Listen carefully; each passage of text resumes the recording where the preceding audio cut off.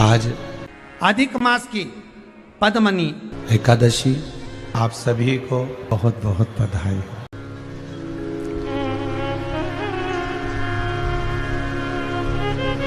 हम तो कहेंगे कि त्रिलोकी का नात्र कालदर्शी, त्रिनेत्रधारी, त्रिशूलधारी, त्रिपुंडधारी उस शिव की एकादशी जिसमें एकादशी, द्वादशी और त्रयोदशी तीनों का मिलन हुआ हो। हम कोई पुण्य करते हैं, हम कोई दान करते हैं, हम कोई भजन करते हैं या हम कोई अनुष्ठान करते हैं,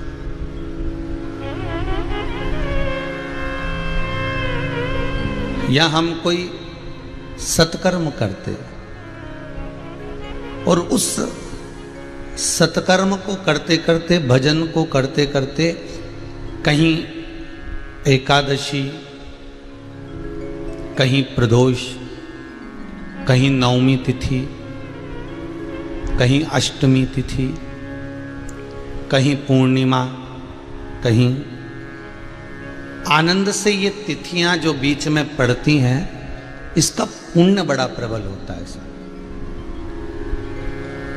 कहने वाले तो कह सकते हैं कि महाराज जी हम कई लोग कथा करवाते हैं तो उसमें भी ये तिथियां पड़ती होंगी। पड़ती हैं, ऐसा नहीं कि नहीं पड़ती। और आपको अनायास, कई बार अनायास का भी कोई फल होता है। एक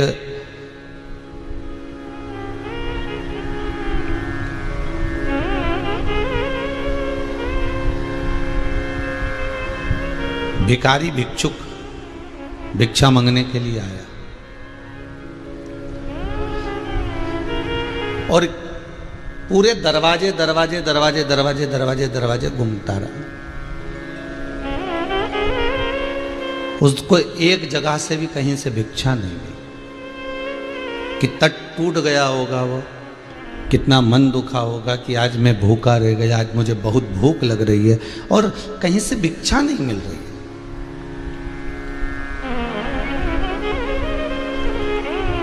कहीं से मुझे भिक्षा प्राप्त नहीं हो रही। और जब उसे कहीं से भिक्षा प्राप्त नहीं हुई, वो आखिरी में हताश होकर गांव के बाहर खड़ा होकर गांव के लोगों को श्राप देने लगा, अपशब्द कहने लगा। जब कई कई जगह पर हमने भी देखा है कि जब कोई मांगने के लिए आता है और उसको वहाँ सिक्का नहीं मिलता, रुपया नहीं मिलता, तो वो भी आड़ा टेढ़ा कहना चालू कर देता है, वो भी अपशब्द कहना चालू कर।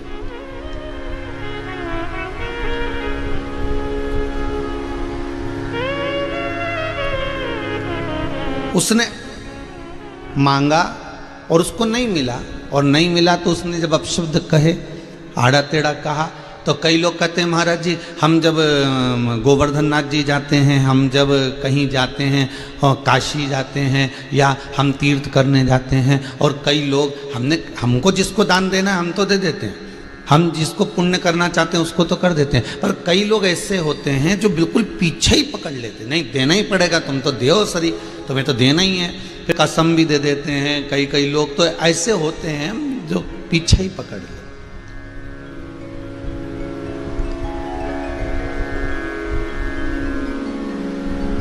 और अगर वो अपशब्द कह दे, अगर वो तुमने नहीं दिया और उसने आड़ा टेढ़ा कह दिया, उसने ताने दे दिए, अपशब्द कह दिया कि तू तो ऐसा है, तू तो वैसा है, तू ऐसा है, तो क्या उसका दोष लगता है? शिव महापुराण की कथा कहती है आपके पास में है और आप अपनी सामर्थ्यता से दान कर चुके हैं, आप अपनी सामर्थ्यता से यदि दे चुके हैं, आप अपनी सामर्थ्यता से यदि कईयों को आपने दे दिया और कोई छूट भी गया तो उसका दोष नहीं।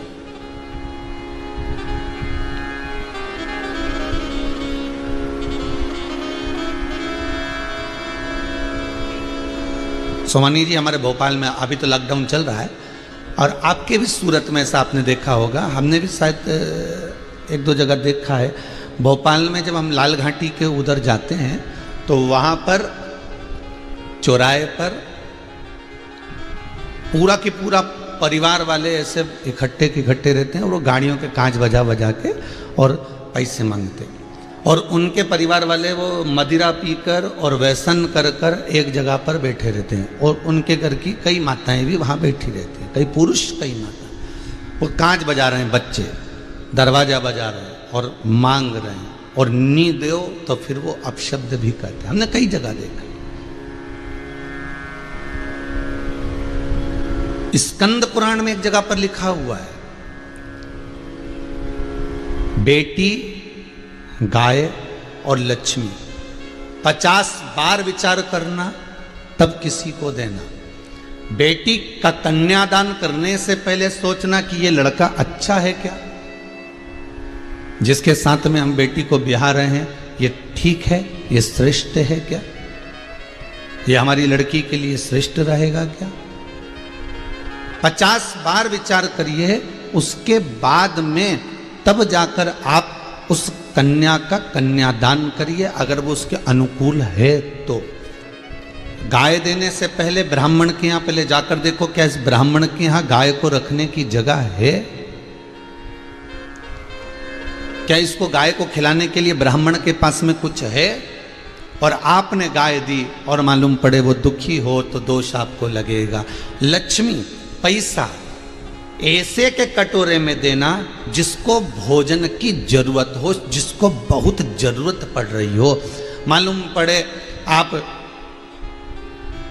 ट्रेन में सफर कर रहे हो और कोई बच्चा आ गया और उसने अपने तन का कपड़ा उतारा और पोछा लगाने लगा, लगाते लगाते तन के कपड़े का पोछा लगाकर तुम्हारे हाथ आगे हाथ फैलाया, तुमने 1 रुपया दे दिया। वो अगले स्टेशन पर उतरा, उसने सूंघने का कोई सामान ले लिया, नाक से सूंघ सूंघ कर व्यसन की कोई वस्तु ऐसी ले ली, नशे का कोई सामान ऐसा ले लिया जिसको सूंघ सूंघ कर वो कहीं मर गया। उसके मरने में 1 रुपया तुम्हारा लगा है तो तुमको भी भोगना पड़ेगा।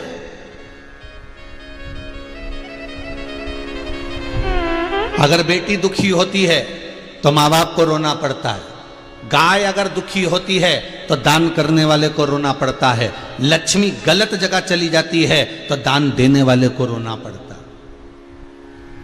स्कंद पुराण कहती है 50 बार विचार करना बेटी को देने से पहले, 50 बार विचार करना गाय को देने से पहले, 50 बार विचार करना लक्ष्मी को देने से पहले कि तुम किसी ऐसे को तो नहीं दे रहे जिसने केवल ले जाकर गलत जगह पर लगा दिया।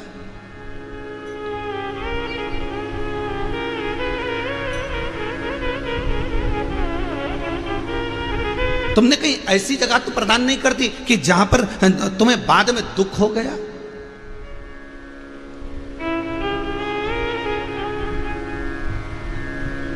कोई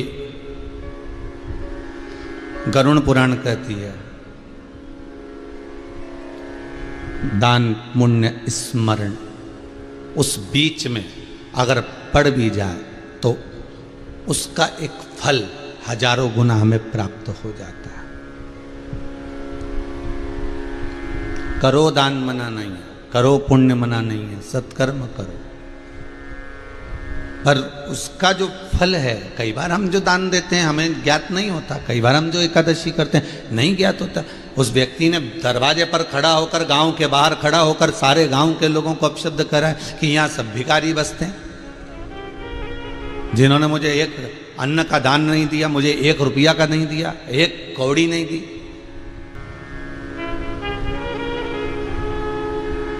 हाथ उठा उठा कर श्राप पर श्राप दे रहा है, बद्दुआ पर बद्दुआ दे रहा है, अपशब्द पर अपशब्द कह रहा है। इतने में उसी गांव का कोई संत उसके पास में आया।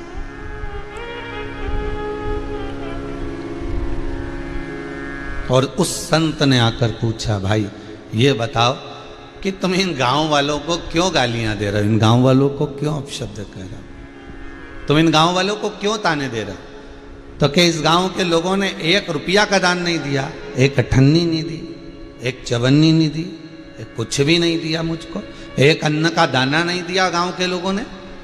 संत कहे, भाई इनको गाली देने से कुछ नहीं होगा, कभी आपके गुरु के पास जाकर पूछना कि आज की तारीख लिखकर रखना, तिथि लिखकर रखना, और पूछना कि आज मुझे दान क्यों नहीं मिला, आज मुझे भिक्षा क्यों नहीं मिली, आज मुझे भीख क्यों नहीं मिली। उनसे जाकर पूछो। जब किसी जगह से अगर मन टूट रहा हो, जब मन में कुछ ग्लानियां उत्पन्न हो रही हो, मन में कुछ दुख उत्पन्न हो रहा, मन में कुछ किसी के प्रति तुम आस लगा कर बैठे हो, तुम किसी से आशा लगा कर बैठे हो और वो आस तुम्हारी पूर्ण ना हुई हो, उस आस में तुम्हें कुछ प्राप्त ना हुआ, तो तुम दोष ना दीजिए।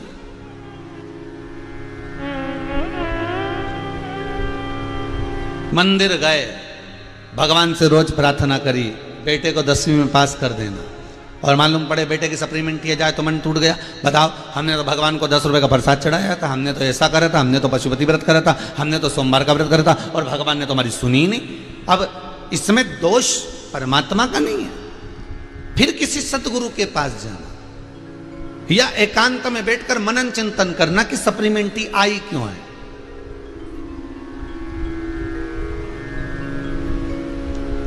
कारण क्या था, किससे लिए आ गई, क्यों आ गई, कभी मनन चिंतन करो। हर चीज के लिए ये ना सोच के चलिए कि यहां से मैं आशा लगा कर आया हूं तो यहां से मुझे मिलेगा ही नहीं।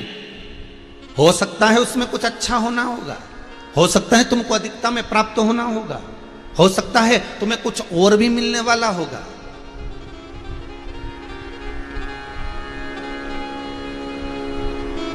कुछ हो सकता है कि कुछ फल अधिक प्राप्त होने वाला।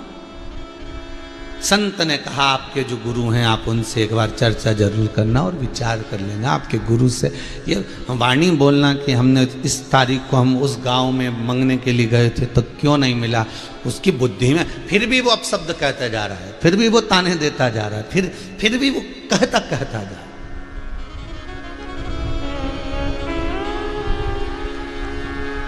व्यक्ति जो होता है ना, ये तनाव में बड़ा जल्दी आ जाता है।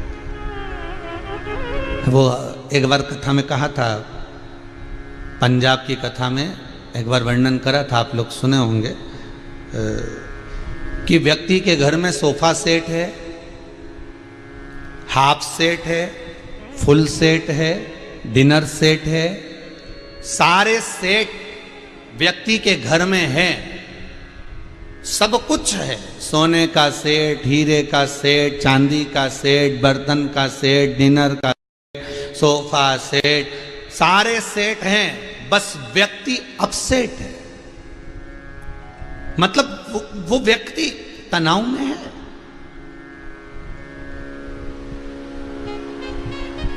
और सरल भाषा में समझ लो, हो सकता है कि शिव महापुराण का ये प्रसंग नहीं समझ में आए तो और समझो। एक वो माताएं जो चोटी में लगाती है ना रबड़, माता ही माता क्या पुरुष लोग भी लगाते हो तो कई लोग, तो जो रबड़ होता है ना, बैंड रबड़, उस रबड़ की भी एक कैपेसिटी होती है। रबड़ का भी एक क्रम होता है कि नोट की गड्डी पे लगाने वाला रबड़ छोटा होता है तो उसको गड्डी पर लगाया जाता है।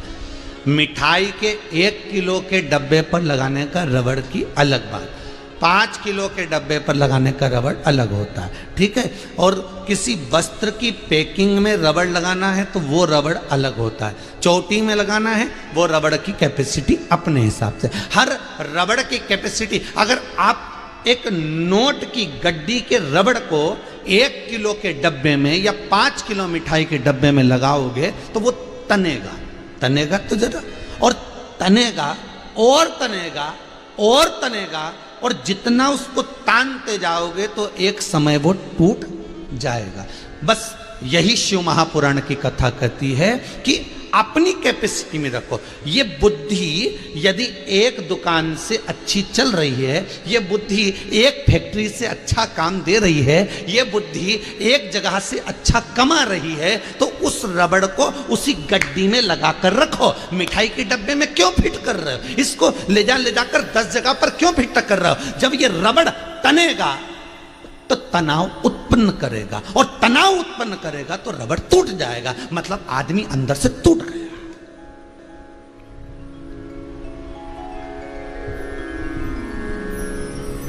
जब जब रबड़ को देखना तो याद रख लेना कि इसको ज्यादा तानोगे, जैसे रबड़ तन रहा है, तन तो जाएगा, कैपेसिटी से ज्यादा गया तो टूट जाएगा, परंतु उसको तनना पड़ रहा है, उसको खींचना पड़ रहा है, वो कितना तन रहा है ये रबड़ ही जान सकता है। उसी तरह घर का एक बड़ा व्यक्ति जो होता है, घर का जो बुजुर्ग व्यक्ति होता है, घर का जो कमाने वाला व्यक्ति होता है, वो भी एक रबड़ की तरह होता है। बस उससे निवेदन है कि तेरी बुद्धि, तेरा तनाव, तेरा रबड़पन एक गड्डी में लगने के लायक है। अगर तू एक दुकान से अच्छा कमा रहा है, तू एक व्यापार से अच्छा कमा रहा है, तो इस रबड़ को उसी जगह पर लगा कर रखना। 10 जगह पर इस रबड़ को 5 किलो के डब्बे में अगर लगाने का प्रयास करेगा तो तनेगा, अर्थात तू भी तनाव में आएगा, और तनाव में आ गया तो फिर एक दिन टूट जाएगा, और टूट गया तो ये हॉस्पिटल में लेके लोग भागेंगे और कहेंगे इसको हार्ट अटैक आ गया, और इसको देखो साहब, जरा देखना साहब इसको। तो उसने कहा कि इसका बाईपास करना पड़ेगा, तो बाईपास क्यों करवाया? क्योंकि वो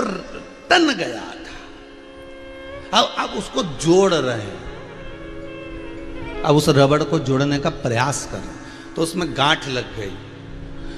फिर किसी ने कहा रहने दो साहब, ये ऐसे नहीं होगा, तुम तो एक काम करो, फिर जहाँ से गांठ लग गई वहाँ से फिर टूट जाएगा, तानोगे, तो इसलिए दूसरा रबड़ का प्रयास करो।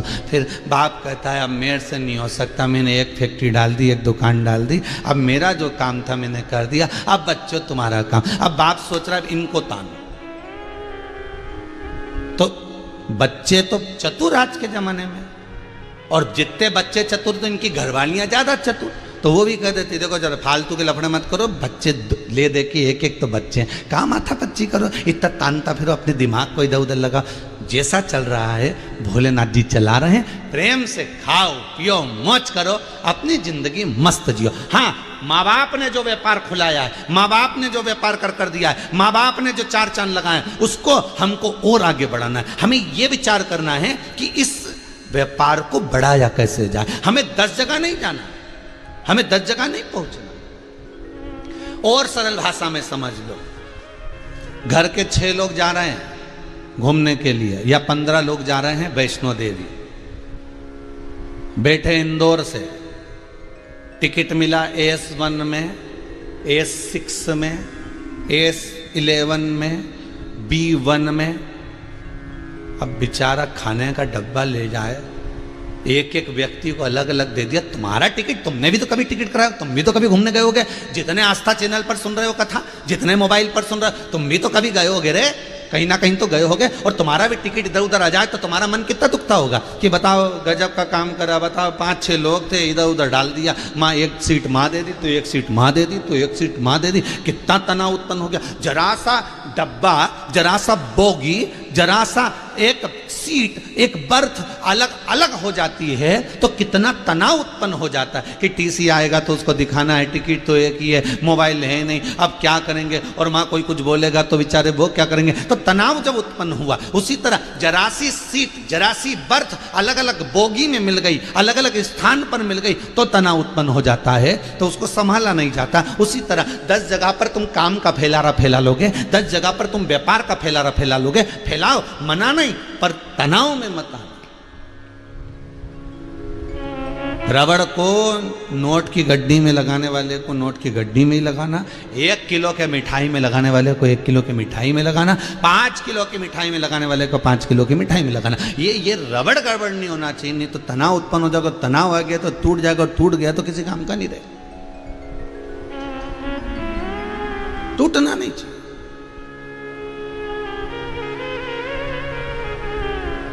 और उसको कुछ नहीं मिला, जब कुछ भी नहीं मिला तो तनाव खड़ा हो गया।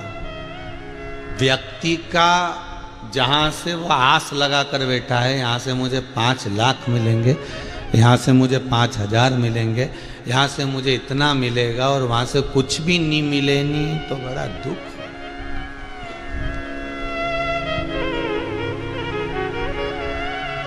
बड़ा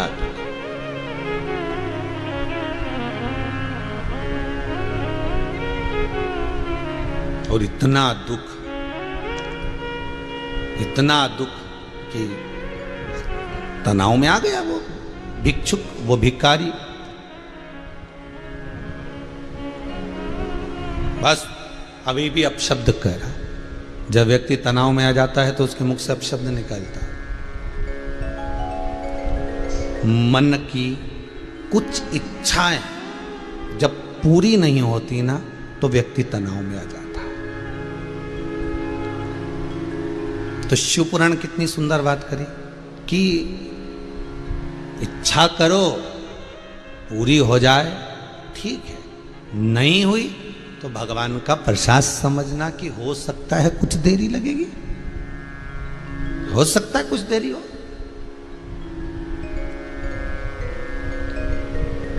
हो जाए तो ठीक है, ना होए तो वो भिखारी वो भिक्षुक तनाव में आ गया। और अब शब्द कहता कहता अभी संत ने समझाया, गुरु ने समझाया, ज्ञान दिया, पर ज्ञान रहता कितनी देर है सब, कितनी देर रहे। ये शिव महापुराण की कथा आप सुन रहे हो, शंकर की कथा का अनुमोदन कर रहे हो, पूरा विश्व शंकर की कथा को सुन रहा है 2 बजे से 5 बजे तक। कोई कोई तो लिख के भेजा है कि ये हमारे पति कथा नहीं सुनते थे, अब तो 1:45 बजे ही टीवी खोल के बैठ जाते। ये कृपा नहीं तो क्या। तो अगर तुम्हारी चित्त वृत्ति कहीं परमात्मा की कथा में लग रही है, कहीं भगवान की कथा में पहुंच रही है, तो विश्वास मानिएगा कि हो सकता है कथा को श्रवण करने से आप तनाव से मुक्त हो रहे हो।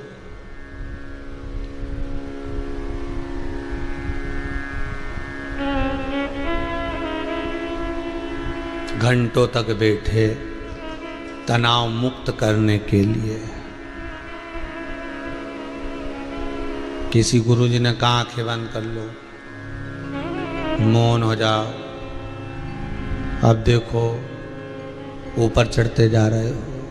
अब ये इधर गुरुजी बोल रहे तुम इतने ऊपर चढ़ते जा रहे हो, आँख बंद करो, मौन रहो। और उसको वो फैक्ट्री दिख रही है, आराम किशन आया कि नहीं आया, वहाँ चेक लगाना था वो लगा कि नहीं लगा, नहीं लगेगा तो प्रॉब्लम हो जाएगी। गुरुजी बोल रहे हैं भगवान दिखा, तो क्या राम किशन नहीं दिखा। तो मन में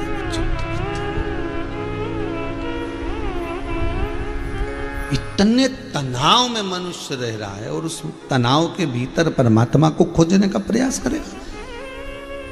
तनाव से अगर कोई मुक्त कर सकता है तो वो सद्गुरु कर सकता है। जब ज्ञान की बातें कहे और आपके सम्मुख में ये बात कहकर परमात्मा की ओर मोड़ दे और आपसे कहे कि आप एक काम करो, जिस चीज में तुम्हारी चित्त वृत्ति लग रही है सबसे पहले जाकर वही काम करो। सबसे पहले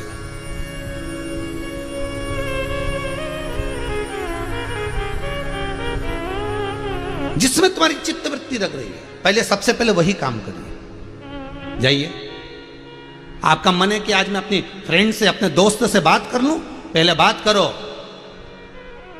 आपका मन कर रहा है कि मैं आज कथा सुनने बैठूंगा तो पहले चाय पी लूं, इसके बाद सुन, तो पहले चाय पी लो, पहले भोजन कर लो। जिसमें तुम्हारी इन इंद्रियां जा रही है पहले वो कर्म कर लो, और वो कर्म करने के बाद फिर कथा में बैठो, फिर सत्संग में बैठो, फिर स्मरण में बैठो, मन लगेगा। क्योंकि मन ये बड़ा बड़ा विचित्र घोड़ा है जी, इसमें लगाम लगना बड़ा कठिन। हर कभी भाग जाता, हर कभी।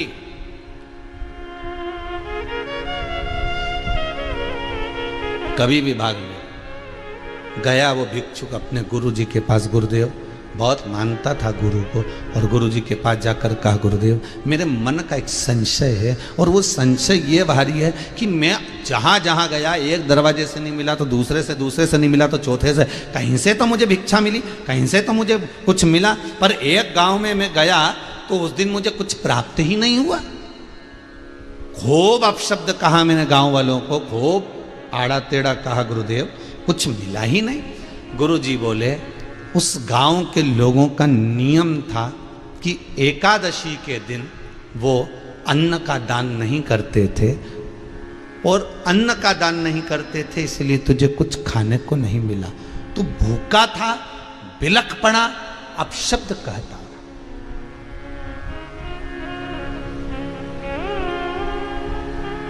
तो भूखा था, बिलख पड़ा, अपशब्द कहता।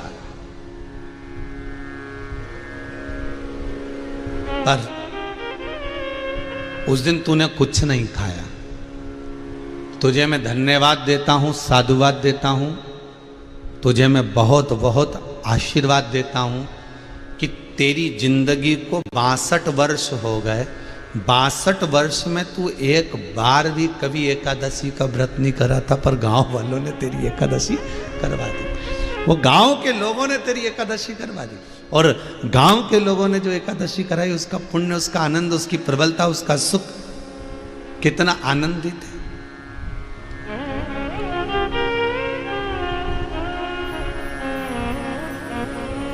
उसका पुण्य कितना आनंदित है। और जब उस पुण्य की प्रखलता, उस पुण्य की प्रबलता,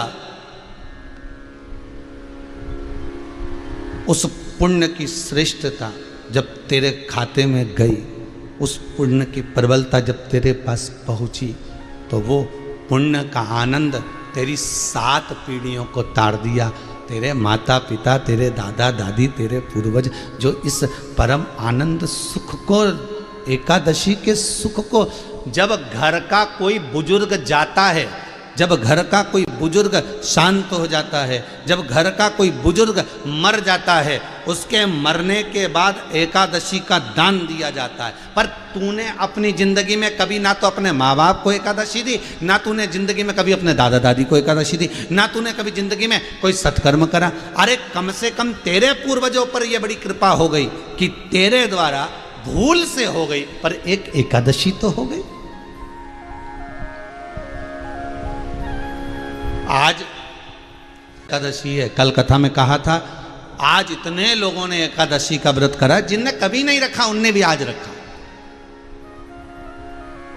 भले तो कई लोग बोले हम नियम की नहीं करते, हम ये हमेशा नहीं करते, तो क्या एक कर सकते? बिल्कुल करो। जरूरी है? कोई जरूरी है कि ये कोरोना की दवा तुम हर महीने खाओ? अरे बोलो तो जल्दी। जब बीमार पड़े तभी कोरोना की दवाई खाई कि नहीं खाई? मलेरिया की दवाई, टाइफाइड की दवाई तुमने जब ही खाई जब बीमार पड़े। तो अगर ये जरूरी नहीं है कि तुमने 12 महीने की एकादशी नहीं करी और ये करें कि ना करें, तो चित्तवृत्ति में अगर एक एकादशी भी आज की आपने कर ली है तो उसका पुण्य तुम्हारे खाते में है, ये पक्का है। और नहीं कर पाए तो भी दुख मत करना, ये मत सोचना कि मैंने एकादशी नहीं करी तो मैं अंदर से मैं तो पापी तो नहीं हो गया, मैंने पाप तो नहीं कर दिया, मैंने नहीं, तुम्हारे बराबर कोई पुण्य वाला हो ही नहीं सकता। कोई दिक्कत नहीं है। और अगर नी भी करी एकादशी और आपने अगर मुख से ओम नमो भगवते वासुदेवाय, श्री शिवाय नमस्तुभ्यम, ओम नमः शिवाय, महामृत्युंजय मंत्र, राम मंत्र, कृष्ण मंत्र, देवी मंत्र या शिव महापुराण की कथा 2 बजे से 5 बजे तक भी सुन ली तो भी तुम्हारी एकादशी का पुण्य तुम्हारे खाते में है। कितना सुंदर संवाद है। गर्ग संहिता पर आ जाओ। गर्ग संहिता में स्पष्ट कहा गया, एक मां, एक घर की माता एकादशी का व्रत करती थी और रात्रि को जागरण करती थी। अब देखिएगा जरा, कथा सुनिए। एक घर की माता एकादशी का व्रत करती थी, रात्रि को जागरण करती थी। रात्रि को जागरण करती तो पूरे मोहल्ले में, पूरी कॉलोनी में क्या कराती, सारी मल्टियों में बोली आती, कॉलोनी में क्या कर जाती, सुनो रात को जागरण है, सुनो रात को जागरण है, सुनो आज एकादशी है, रात को जागरण है। अब माता जब एकादशी का व्रत अकेले कर रही है तो जागरण भी अकेले कर ले, पर नहीं, पूरे मोहल्ले में क्या कराती। और पूरे मोहल्ले की जो माताएं थी 5-6 ऐसी पक्की थी कि हर एकादशी पे इसकी यहाँ जागरण में आ जाती थी, इसके साथ में जागरण करने पहुंच जाती थी और ये जागरण में लग जाती थी। अब देखिएगा जरा, गर्ग संहिता कहती है, जिस समय पर प्राण छूटे, जिस समय पर प्राण छूटे, वो एकादशी का व्रत करने वाली माता के, और वो जा रही थी और एकादशी माता के धाम में जब पहुंची है, बैकुंठ से 3 सीढ़ी नीचे एकादशी का स्थान। तो एकादशी स्थान पर जब वो पहुंची है और एकादशी स्थान पर जाकर क्या देखती है कि पूरे मोहल्ले की जो बुजुर्ग माताएं थी जो उसके जागरण में आती थी वो सब भी वहाँ पर मौजूद हैं। तो उसने एकादशी माता से कहा, एकादशी से कहा कि हे वैकुंठनाथ, हे नारायण, ये बताओ कि इन्होंने तो कभी एकादशी नहीं करी, फिर ये यहाँ क्या कर रहे हैं? तो कि बस ये रात्रि को जो कीर्तन करती थी ना, भले दिन भर चरती थी पर रात को कीर्तन करती थी और तेरे साथ करती थी, इसलिए एकादशी का तेरा करा हुआ पुण्य इनके खाते में आ गया और इनको ये धाम प्राप्त हो गया। अब आपसे भी निवेदन है, तो आप ये मत सोचना कि आपने व्रत करा, सबसे अच्छा काम करा, आपसे व्रत आज का बन गया, उससे बढ़कर कोई काम नहीं, उससे बढ़कर कोई आनंद नहीं। और मान लो अगर व्रत कोई बीमारी के कारण, कोई कारण बस तुमसे भूख नहीं रहा गया, भूखा नहीं रहा और तुमने नहीं करा, तो दुख मत मनाना हो। नहीं तो क्यों बताओ, हमने तो बहुत बड़ा पाप कर दिया, आज का व्रत छोड़ दिया, आज तो 30 वर्षा था, हमें व्रत तो छूट गया, कोई बात नहीं, कोई बात नहीं। तो तुम ये चिंता मत करना, तुम तो भजन कर लो, भजन कर लो, लेवल बराबर का कर लो, लेवल बराबर होना चाहिए, हो गया।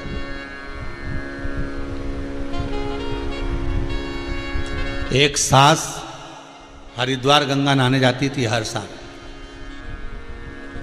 बहू बड़ी दुखी रहती थी कि मेरे को तो कभी नहीं ले जाती। बहू इतनी चतुर थी, उसके घर में जो गंगा जी की बोतल हर साल सास भर के लाती थी, उसका ढक्कन भर पानी तवेले में डाल के उसी में बैठ जाती थी।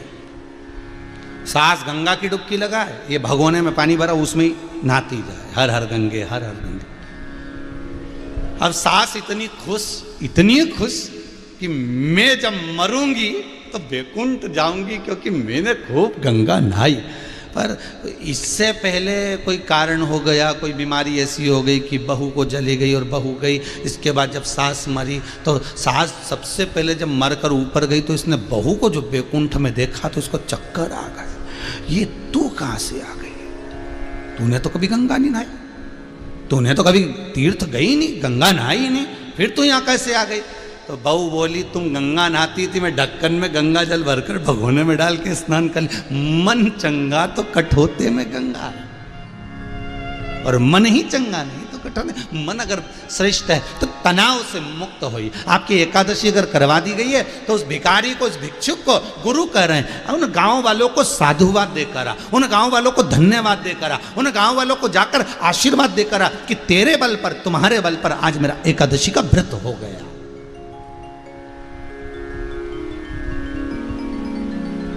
धन्य है साहब, धन्य, बड़ी कृपा करिए साहब, बड़ी दया करी जो आज हमारे भगवत स्मरण हो गया, भगवत नाम।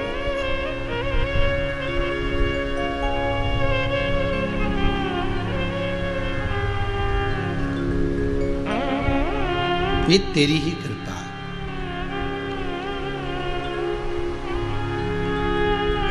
और जब तक तू कृपा ना करे तब तक दुनिया का कोई कार्य नहीं हो सकता, कोई कार्य। बड़ी कृपा, बड़ी दया, बड़ी करुणा। शिव महापुराण की कथा कर रही है।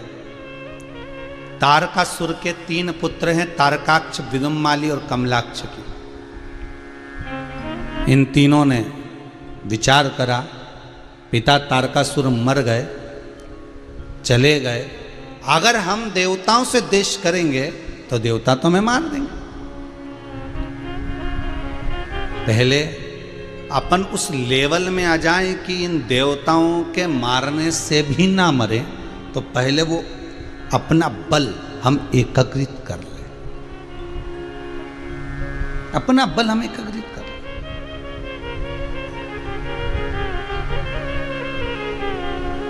अगर हमने वो बल एकाग्रित नहीं करा तो हम भी मारे जाएंगे। फिर निवेदन करूंगा, तारकासुर के पुत्र तारकाक्ष, विदुम्माली और कमलाक्ष की कथा शिव महापुराण में क्यों लिखी गई कि आप कोई भी कार्य करने से पहले अपने आप को पहले इतना प्रबल कर लो कि अगर मान लो थोड़ा बहुत दुख, तकलीफ, कष्ट मिल भी जाए तो झेल सकते। सारे धर्मों में एक देवता होते हैं। हिंदू धर्म के अंतर्गत 33 कोटि देवता होते हैं, क्या हिंदू धर्म के अंतर्गत एक देव नहीं? हमने कहा क्यों नहीं, हिंदू धर्म में भी एक देव है, वो महादेव है। तो कहा फिर ये 33 कोटि देवता कैसे हो गए?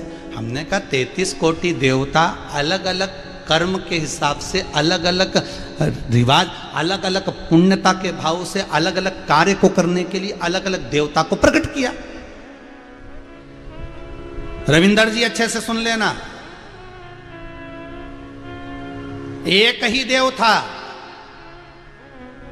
पानी के उस जलाशय में एक बुलबुला जो उत्पन्न हुआ था उसमें एक बिंदु था, वो शिव है। इसलिए ब्रह्म कुमारी आश्रम में जाओगे तो वो भी आपको बताएंगे कि केवल एक बिंदु से ये सृष्टि पूर्ण हो गई, ये देवता पूर्ण हो गए, एक बिंदु, और वो बिंदु है देव अधिदेव महादेव। तो फिर ये बाकी के 33 कोटि देवता कैसे हो गए? तो भैया और सरल भाषा में समझ लो, जैसे एक लड़के की शादी होती है तो शादी में उसका एक फोटो खिंचा दो बस। शादी में कितने फोटो खिंचाते हो?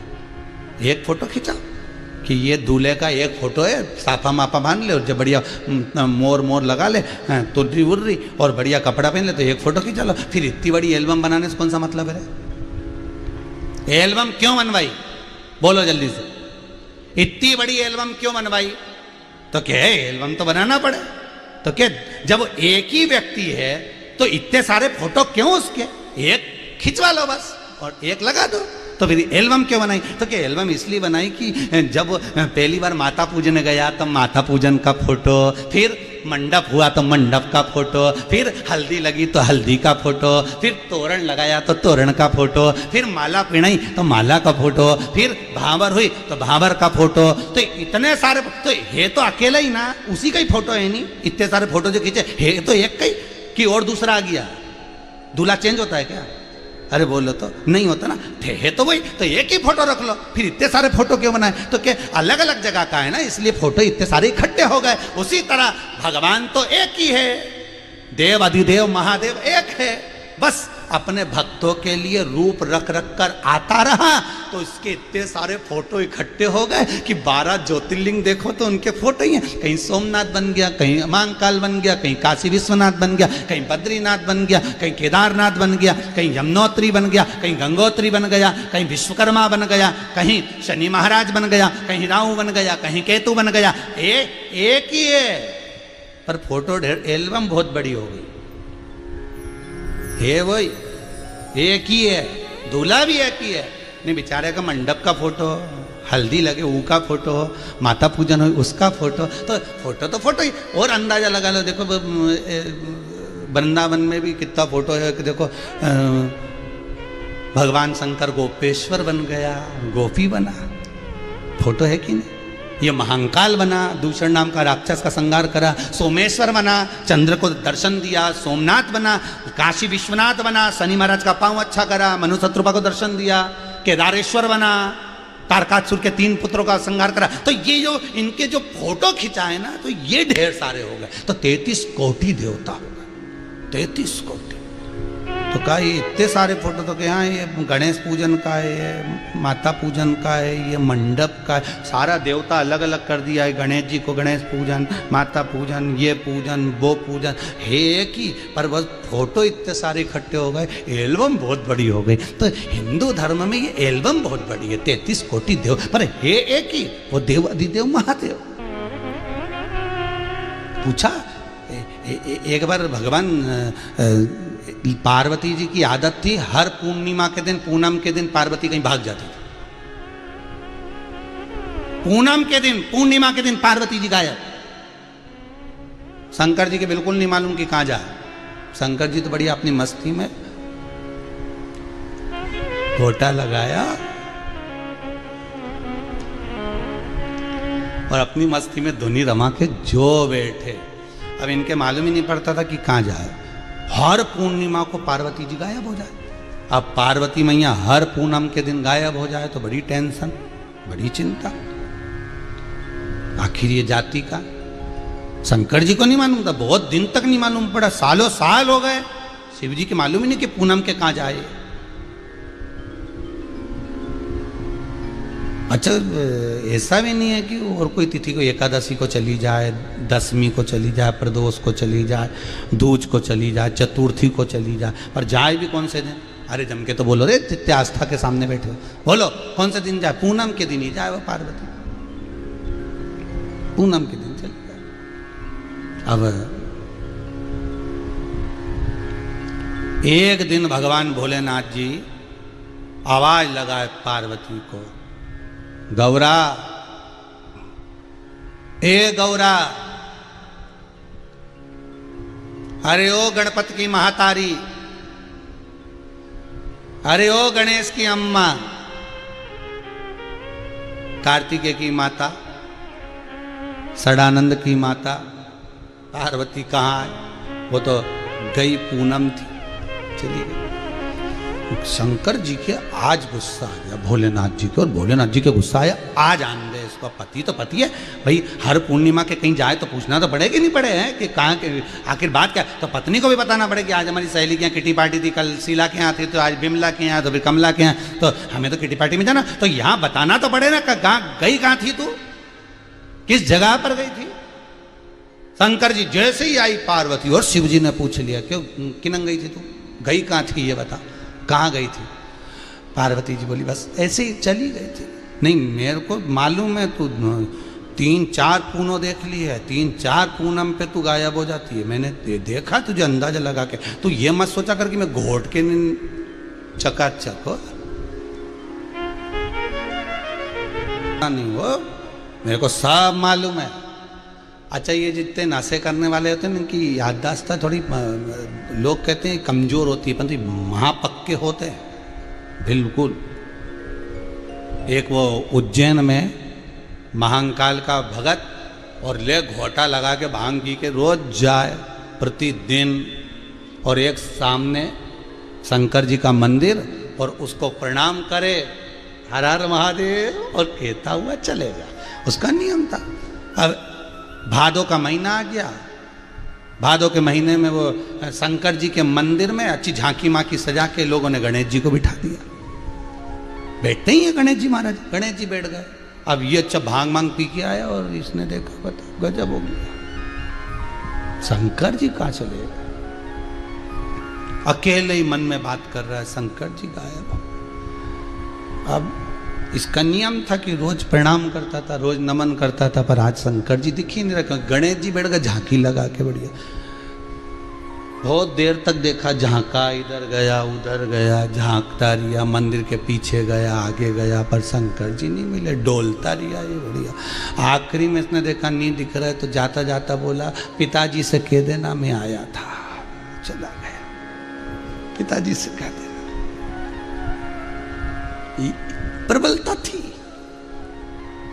अब शिवजी बोले तू हर पूनम को चली जाती है, बता कहाँ जाती है? पार्वती जी बोली मैं तो यही, मैं कहाँ जाऊंगी? पार्वती जी बात को टाल दी, नहीं नहीं नहीं नहीं नहीं, सत्य बता तू कहाँ जाती है? मुझे पार्वती जी नहीं। शिव जी को गुस्सा आ गया, अब पति है तो पूछेगा ही ना जाती कहाँ है, और वो भी हर पूनम, कभी दसवीं को जाए, चतुर्थी को जाए, तीज को जाए, एकम को, पर पूनम को ही तू गायब होती है, जाती कहाँ है? बोल कहाँ जाती पूनम के दिन? पार्वती जी बोली वृंदावन जाती हूँ। वृंदावन? हाँ। तो वहां काय को जाए तू? वृंदावन में तेरा क्या काम? वहां पे पूनम के दिन रास होता है। रास क्या होता है? कि माँ गोपियां नाचती हैं कन्हैया के साथ। अच्छा, कन्हैया कौन? तो क्या तुम्हें नहीं मालूम? भगवान। अच्छा, भगवान नाचते? अच्छा। तो शंकर जी बोले फिर मेरे को क्यों नहीं ले गई? पार्वती जी बोली ले जाने को तो ले जाती, पर दिक्कत ये है कि तुम्हें नाचना नहीं शिव जी बोले मेरे को नाचना नहीं आता। नहीं, पार्वती जी बोली आता तो है, पर जैसे वो धीरे धीरे एक जैसे बिल्कुल, देखना कभी जैसे वो 26 जनवरी पे 15 अगस्त पर पीटी नहीं होती, 1 2 3 4।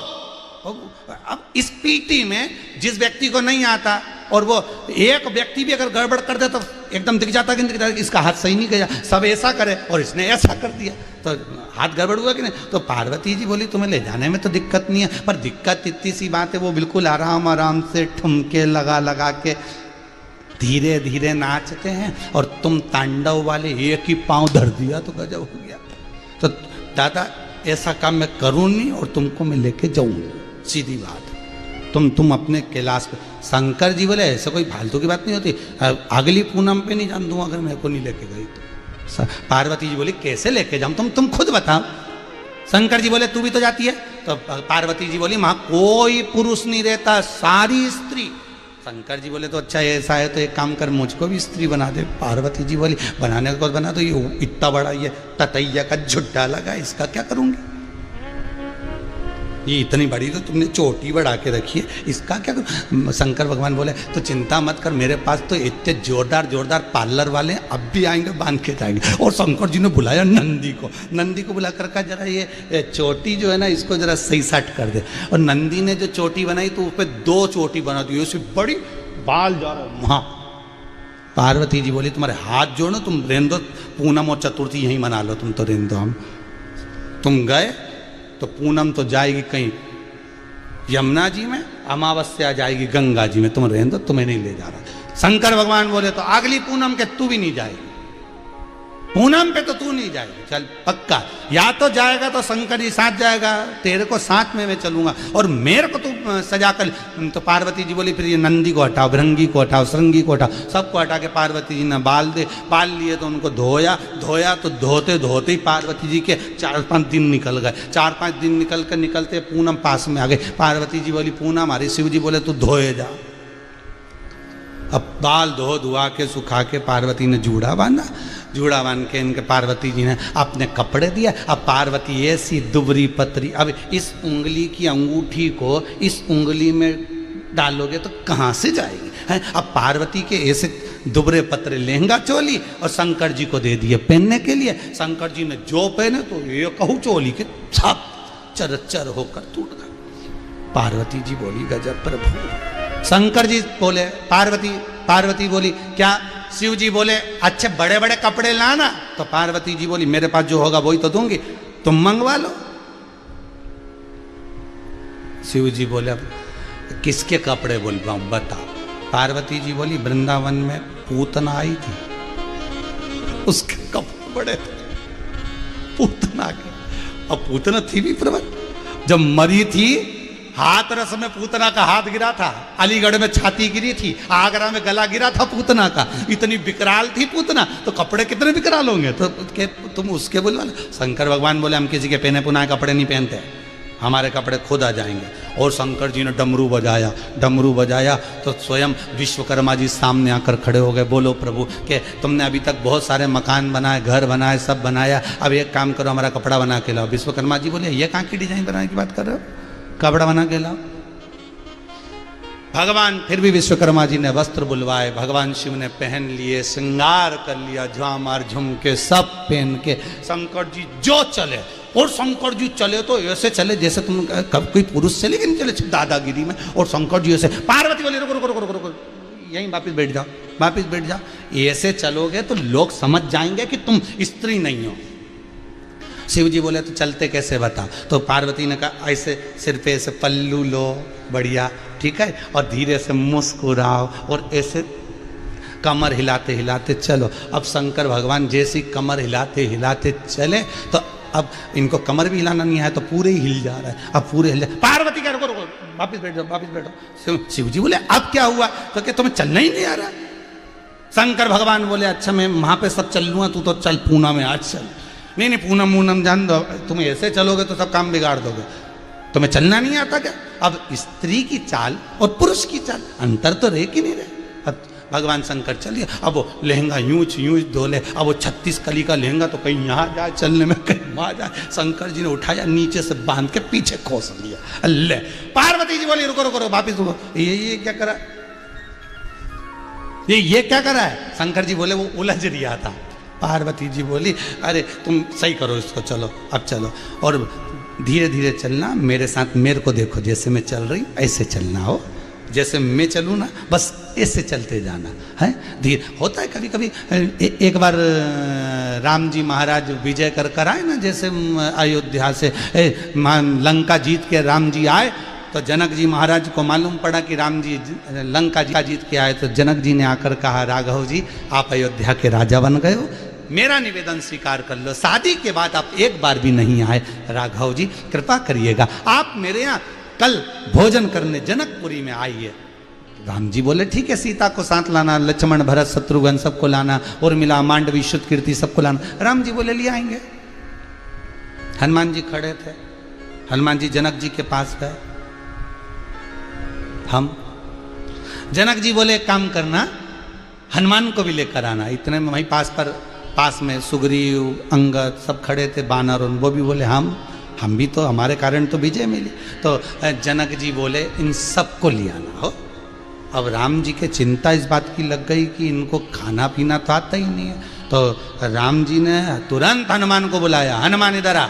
हनुमान जी बोले बोलो प्रभु, कल मेरे ससुराल में जीमने जाना है, शांति से जीमना, इज्जत से जीमना, फालतू के लफड़े नहीं होना, अच्छे से बैठ के खाना।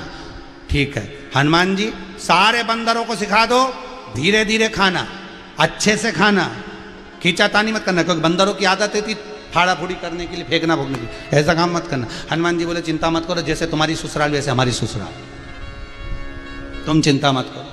ठीक है, हनुमान जी ने सारे बंदरों को अर्जेंट मीटिंग बुलाई, और मीटिंग बुला के कह दिया जैसा मैं खाऊं वैसे खाना, जैसे मैं करूं वैसा करना, इसके सिवा कुछ मत करना। सारे बंदर बोले चिंता मत करो, जैसे राम जी की ससुराल वैसे अपने ससुराल।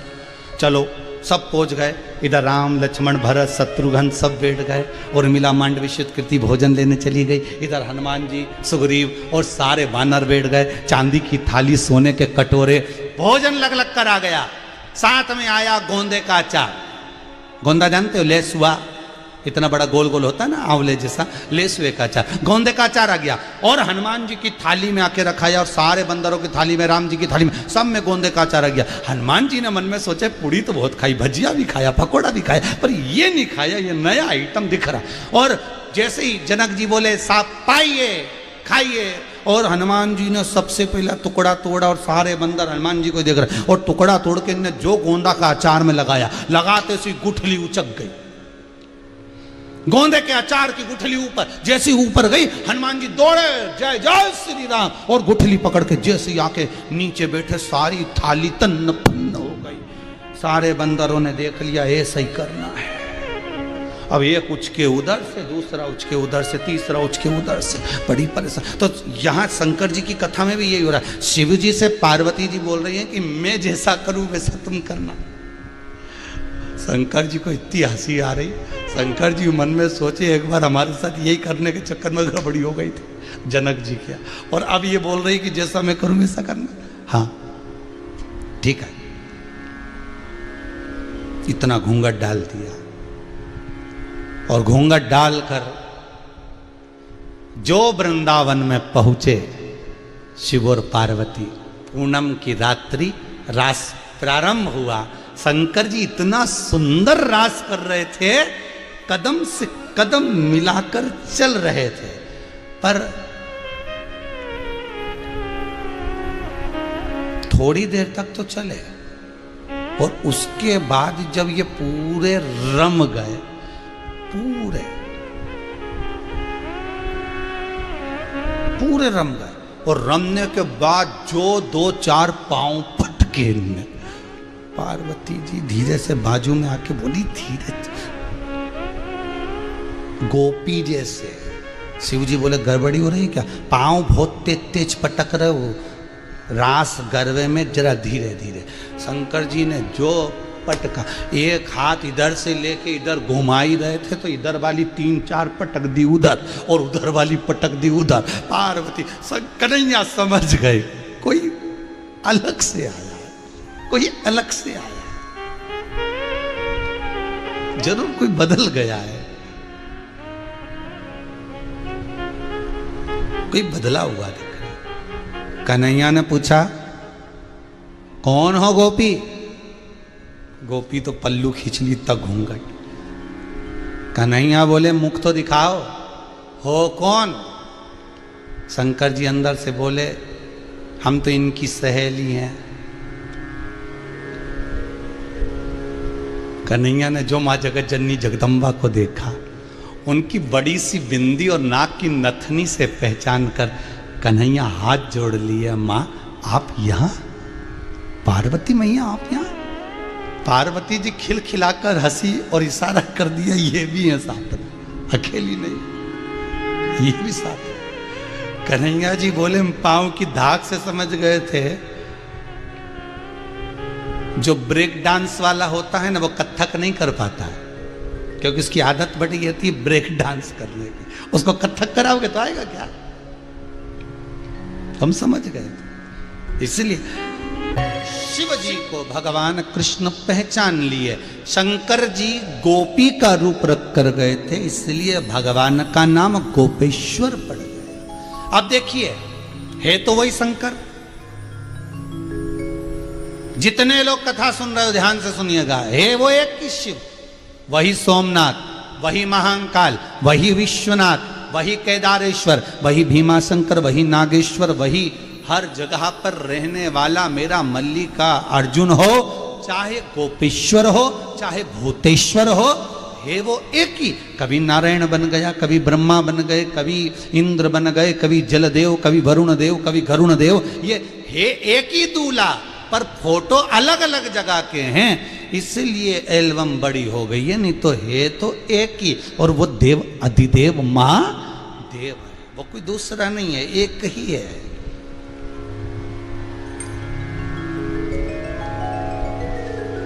दूल्हा एक ही है, बस फोटो अलग अलग जगह के, मंडप के, माता पूजन के, हल्दी के, इसके, उसी तरह देवता एक ही है बस।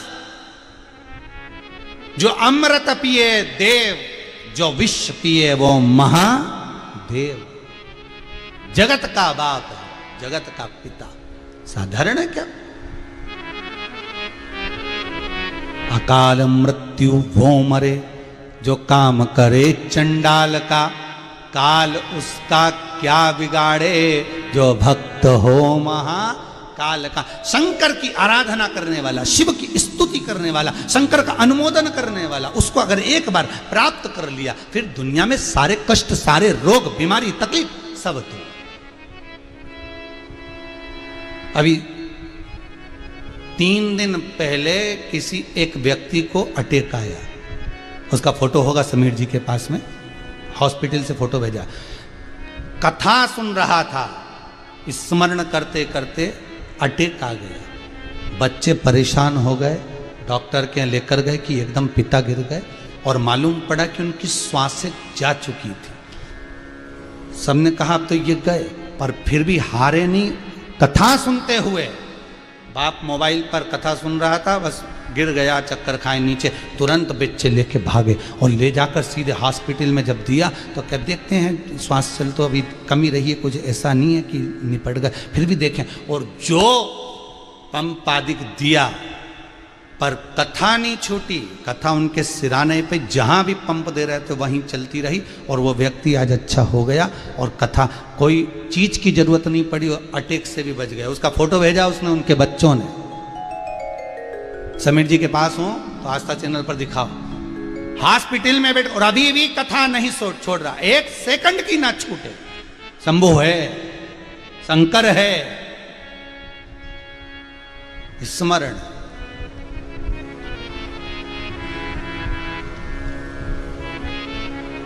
कृपा शिव करता, उसके सिवाय श्री शिवाय नमस्तुभ्यम, इस जप से हम आपको क्या, जितने लोग कथा सुन रहे हो आस्था चैनल पर, जितने मोबाइल पर सुन रहे हो, और सोमानी परिवार सूरत में सुन रहा है, हम इनको क्या कहें। आप लोगों को अगर कभी व्हाट्सएप के सारे मैसेज पढ़ने के लिए दें तो आप पढ़ते रहोगे दिन रात कि हमने ये करा था, हमको ये फल मिल गया, हमने ये कथा सुनी, उसमें हमने ऐसा अनुष्ठान किया, हमें ये फल मिल गया। मेरा नारायण, मेरा शंकर, मेरा त्रिलोकी का नाथ, मेरा राम, मेरा कृष्ण अपने भक्तों के लिए ना जाने कितने रूप रख कर आ गया। कभी मीरा के लिए गिरधर बनकर, कभी नरसिंह मेहता के लिए नानी बाई का मायरा भरने के लिए, कभी रामकृष्ण परमहंस के लिए जगदम्बा बनकर, अपने भक्तों के लिए, संत तुकाराम के लिए हरि विठ्ठल बनकर ना जाने कितने रूप रखकर मेरा भगवान प्रकट हो जाता है अपने भक्त के लिए। और यह केवल हिंदू धर्म में हो सकता है। वो धर्म का देवता भी रूप अपने भक्तों के लिए रखता। किसी और धर्म में कोई नहीं आया, कोई प्रकट ही नहीं हुआ, कोई जन्मा ही नहीं, प्रकट होकर ही नहीं आया, बस एक ही आया, बार बार रूप रख रख कर आया, बार बार वो रूप रखता। उसको पहचानने के नेत्र चाहिए। वो तुम्हारे सामने भी होगा तो तुम पहचान नहीं सकते, पहचान नहीं सकते।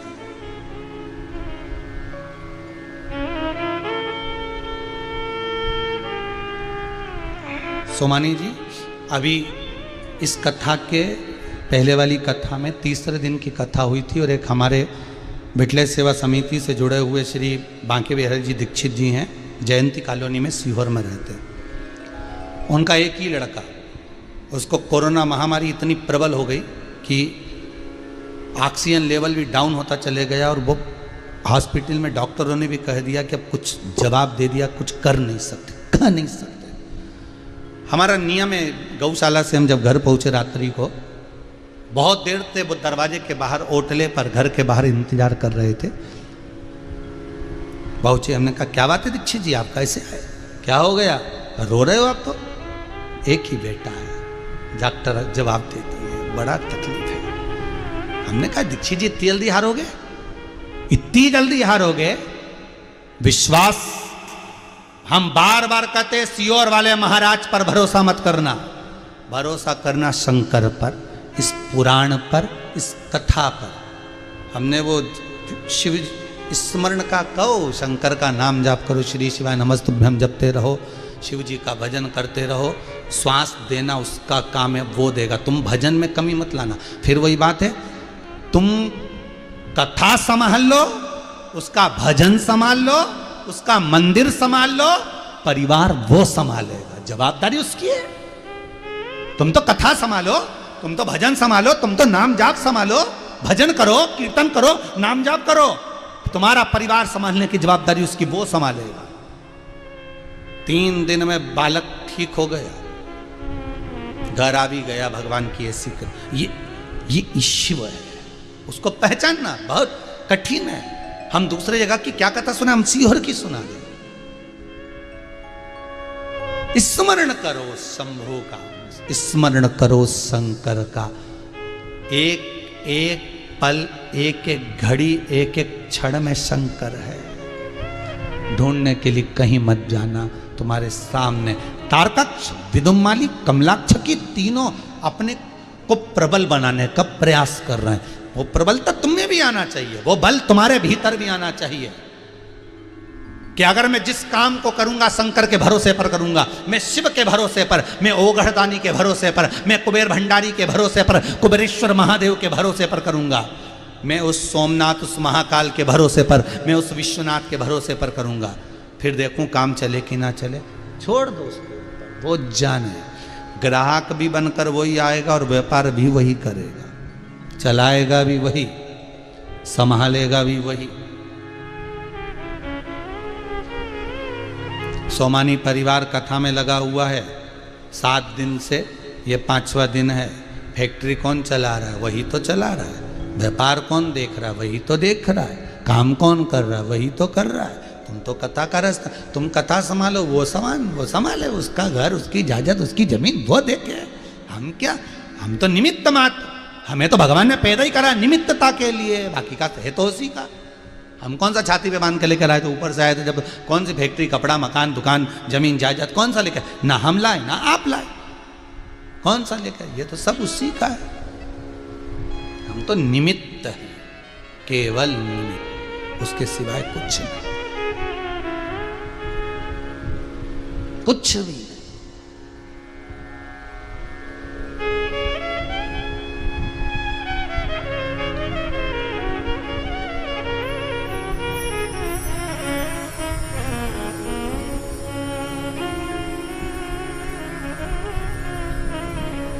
एक मंत्री जी के साथ फोटो खिंचाकर एक कार्यकर्ता कितना खुश होता है। इतना खुश कि ये मंत्री जी के साथ मेरा फोटो है, स्टेटस पे लगाएगा, व्हाट्सएप पे डालेगा, फेसबुक पे लगाएगा।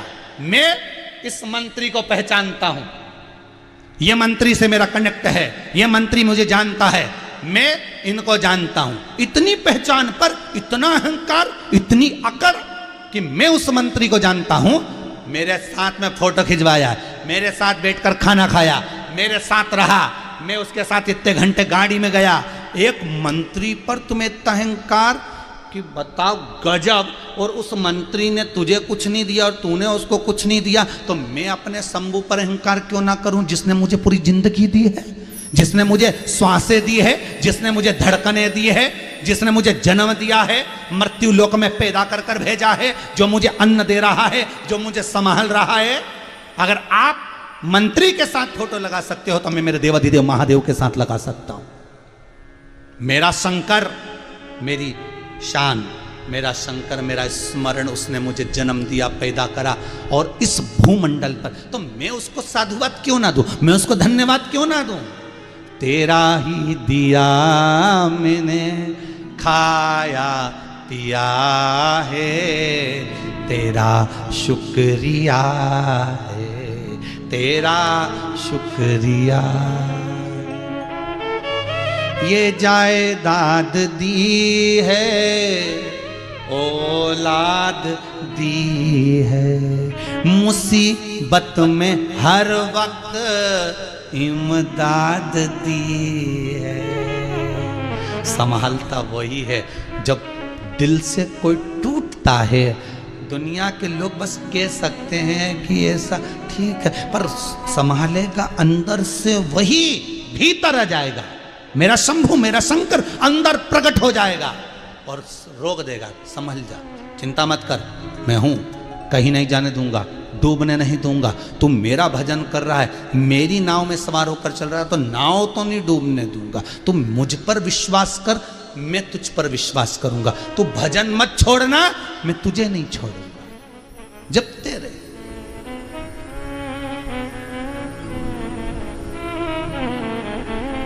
जब तेरे और वो ते तारकाक्ष, विदुम्माली, कमलाक्ष की, तीनों की प्रबलता इतनी थी, उन्होंने ब्रह्मा जी का तप कर लिया, वर प्राप्त कर लिया। वर मिला क्या? हमारे लिए 3 महल बना दो, 3 नगर बसा दो, 3 पुरियों का निर्माण कर दो, वहाँ के राजा हम बनकर बैठे। मरे कब? जब तीनों इकट्ठे हों और तीनों के प्राण एक साथ छूटे। अलग अलग नहीं मरे हम, मरे तो तीनों एक साथ।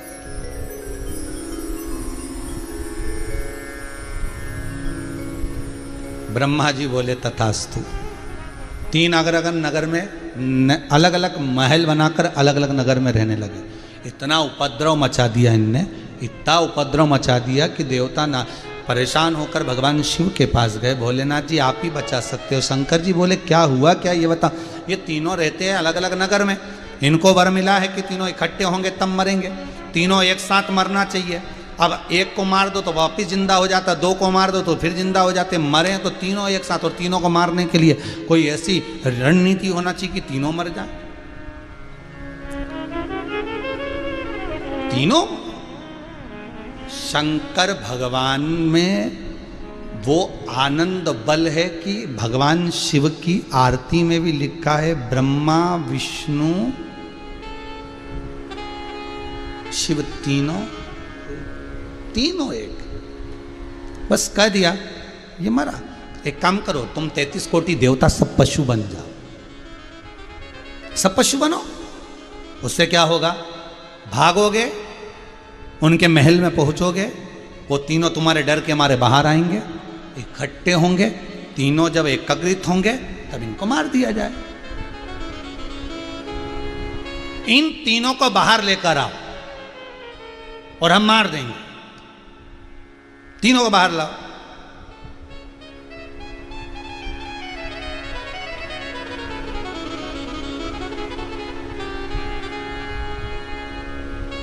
लेकर बाहर आओगे और ये बाहर आए और ये मरे, फिर कोई नहीं आए। दादा जब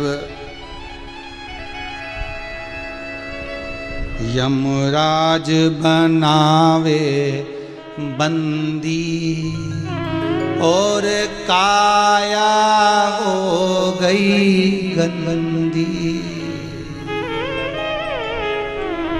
मेरे प्राण छूटे भोलेनाथ तो तू नंदी लेकर आ जाना।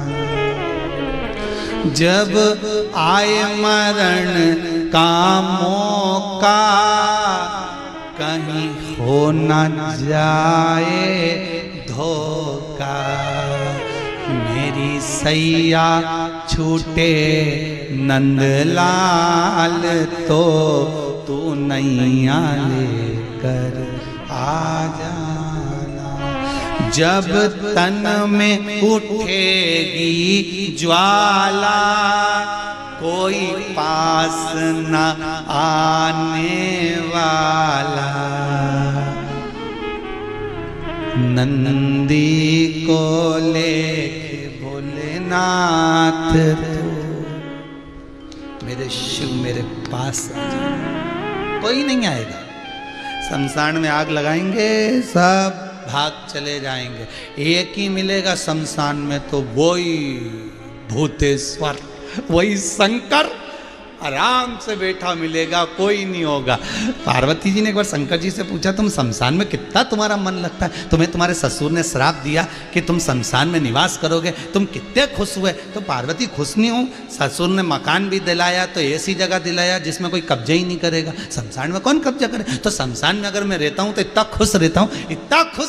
तो पार्वती ने पूछा यहाँ खुश रहने वाली बात कौन सी है। शंकर जी बोले जो आता है वो वापस नहीं जाता, खुशी की सबसे बड़ी बात है। और पार्वती दूसरी बात यह है जो आता है ना मेरे से दिल खोल के बात करता है। शमशान में बाकी का बात कौन करे, बस वो दोनों ही करे, देव अधिदेव महादेव और जो जले वो। 3 दिन तक जब तक के वो राख ठंडी नहीं हो तब तक देव अधिदेव वहीं बैठ के बात करते रहो। और क्या हाल चाल है भैरू, कैसा है रे तू, बढ़िया। कितनी गाड़ी खरीदी थी तूने, 6-7 खरीदी थी, 7 कहाँ गई, सब छोरा उनके दिया यार।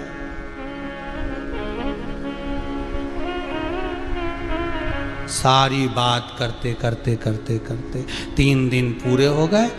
फिर घर के लोगों ने कहा इन अस्थियों को ले जाओ और घाटे का काम करिए। घाटे का काम जानते हैं, जब कोई मर जाता है तो घाट पे जाके करते घाटे का काम। घाटे का काम इसलिए बोलते क्योंकि मरा उसको बहुत लंबा चौड़ा घाटा लगा, सब छोड़ के गया तो घाटे ही लगा, बापड़े के इतना कमाया था सब छोड़ गया तो घाटे का काम मई अंतिम समय में होता है घाटे का काम, क्योंकि घाटा बहुत बड़ा लगा, सब छोड़ गया, गाड़ी बंगला जमीन जायदाद सब।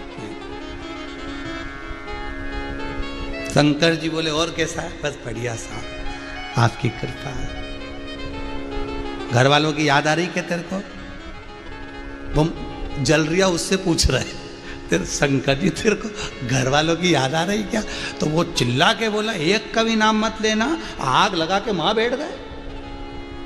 एक का नाम मत लेना भोलेनाथ, आग लगाई मेरे को और मां जाके बैठे इतनी दूर। ये नहीं सोचा कि बाप जल रही कि मां जल रही कि बेटा जल रहा, कौन ये रिश्तेदार। आग लगा के इतनी दूर बैठ गए और 13वें के दिन जाके नुक्ति और सेहो खा रहा है। तेरा दिन याद करे क्यों रे मन सुमिरन क्यों नहीं करे। 13 दिन याद करे, 13 दिन माला चढ़ा, 13 दिन ताजे फूल की माला चढ़ा, 13 दिन कंडे पे धुनी भी दे घी शक्कर की, 14वें दिन कोई नहीं देने घी साग खीर पूड़ी खाए और भाग जाए।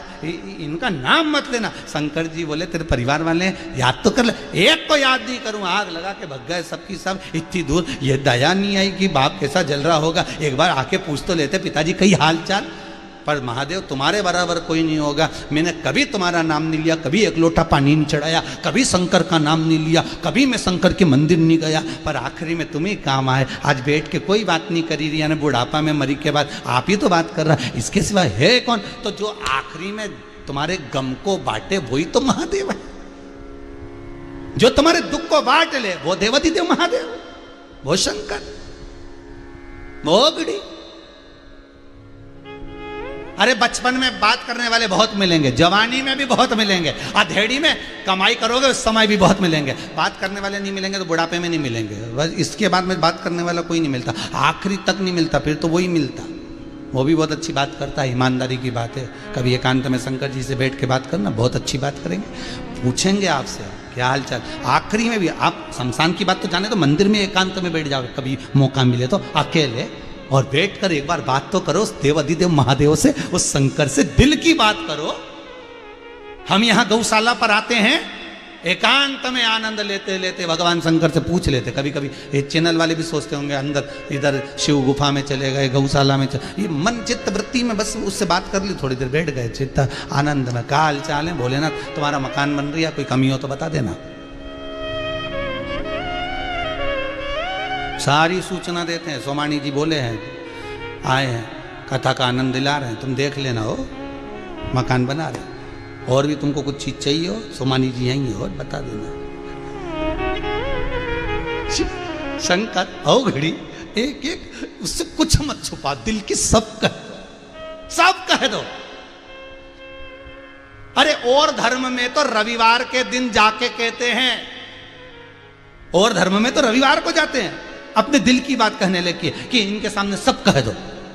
और हमारे धर्म में तो हम रोज ही कह दो शिव जी से, वो एक दिन के लिए नहीं, माता पिता तो रोज के लिए होते, दिल से कह। और भगवान ने तारकाक्ष, विदुम्माली और कमलाक्ष की तीनों के प्राणों को हर लिया। शिव जी बड़े नंदी का रूप रख कर आए थे, उनका शीश कमलाक्षकी ने काटा, नेपाल में जाकर गिरा, पशुपति नाथ बन गए भगवान।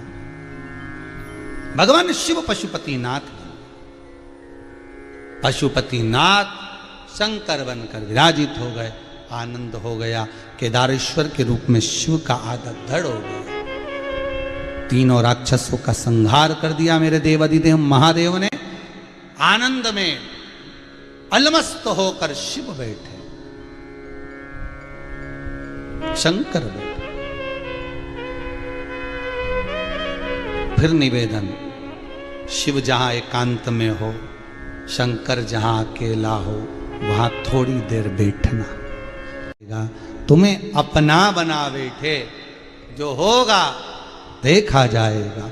शिव ओ घड़ी दानी दातार शंभो, त्रिलोकी का नाथ विराजमान। समय आया, तारकाक्ष, विदुम्माली, कमलाक्ष की सब समाप्त तो हो गए। शिव भगवान भोलेनाथ आनंद में विराजमान थे। समय आता है आगे, देवता और राक्षसों ने मिलकर मंथन किया, और उस मंथन में अमृत जो निकला, उस अमृत को देवता सब बांट रहे हैं। भगवान मोहिनी स्वरूप धारण कर कर आए, इसीलिए आज की एकादशी है मोहिनी एकादशी। भगवान मोहिनी स्वरूप धारण कर कर जैसे अमृत को, कलश को लेकर आए थे और देवताओं को बांटा गया था, उसी में जाकर राहु बैठ गया था। अमृत तो चले गया था, ऐसा नहीं कि अमृत नहीं गया, गया।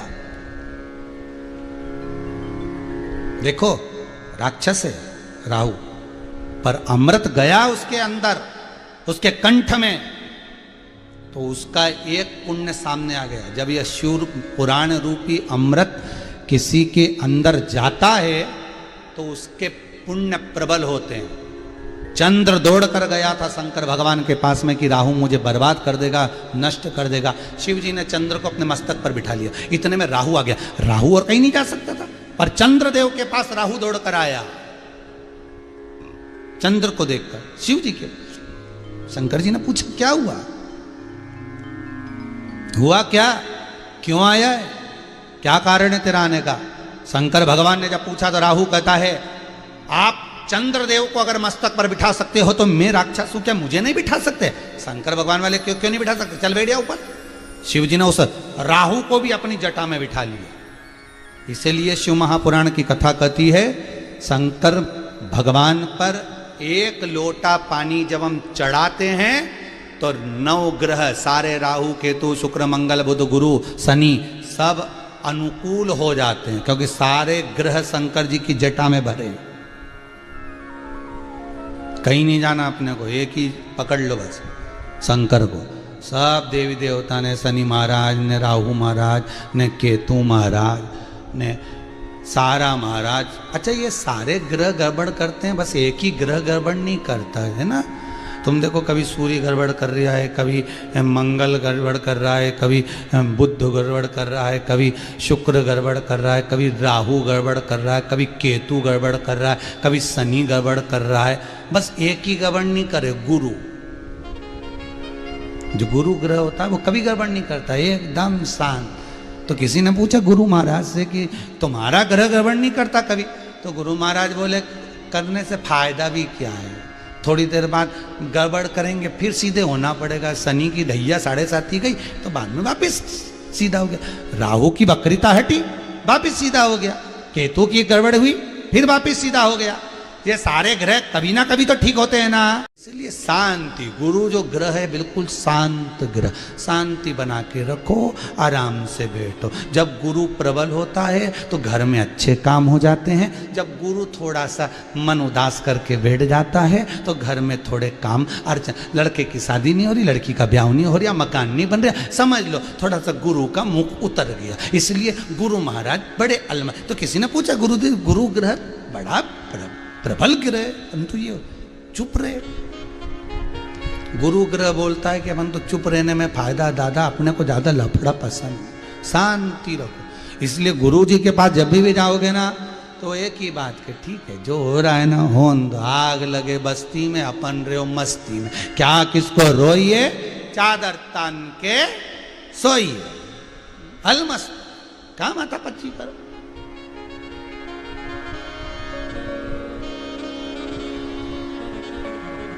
क्या मतलब उससे, शांति बस। अब राहु बैठ गया, शिव जी राहु को भी अपनी जटा में बिठाए, शंकर राहु को भी अपनी जटा में बिठाए। ऐसा नहीं कि देवता अगर शिव जी की आराधना कर रहे हैं तो राक्षस भी शिव की आराधना कर, राक्षस।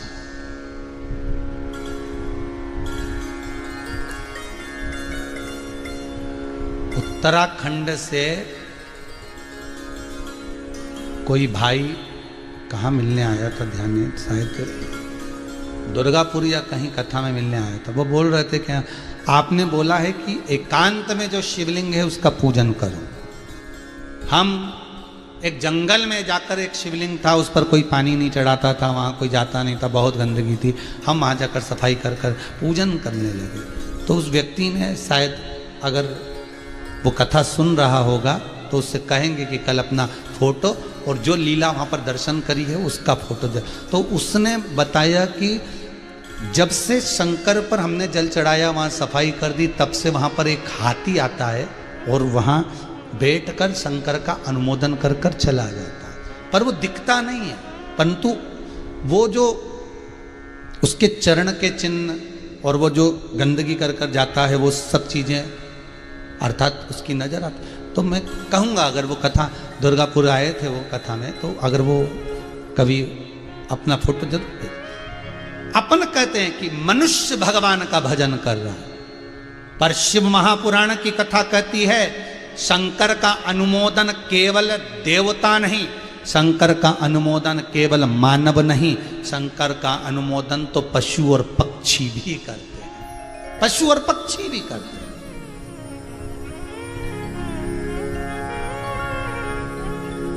शिव का अनुमोदन पशु और पक्षी भी कर रहे हैं, वो भी मस्ती में, शिव मस्ती में डूबे। तो ये मोहिनी जो अवतार लिया, देवताओं को बांटा अमृत, राक्षसों को समुद्र का जो जल निकला था, जो फेन था समुद्र का, जब कलश निकला था, ऊपर ऊपर जो समुद्र का फेन उस अमृत के कलश में भरा गया था, वो इन राक्षसों को पिला दिया। देवताओं को अमृत राहु ने भी पी लिया, उसकी बुद्धि राहु ने जैसे ही अमृत पिया थोड़ी सी बुद्धि सबरी और शंकर जी की जटा में जाकर बैठ गया। शिव महापुराण की कथा कहती है एक बार भी अगर आप शंकर की कथा को सुन रहे हो, भगवान का भजन कर रहे हो, शंकर का अनुमोदन कर रहे हो, शिव महापुराण की कथा के रसतत्व में डूबे हुए हो, तो ये पक्का है कि आप शंकर की जटा में जरूर जाकर बैठोगे, अर्थात शिव आपको स्वीकार जरूर करेगा। शंकर स्वीकार कर ले।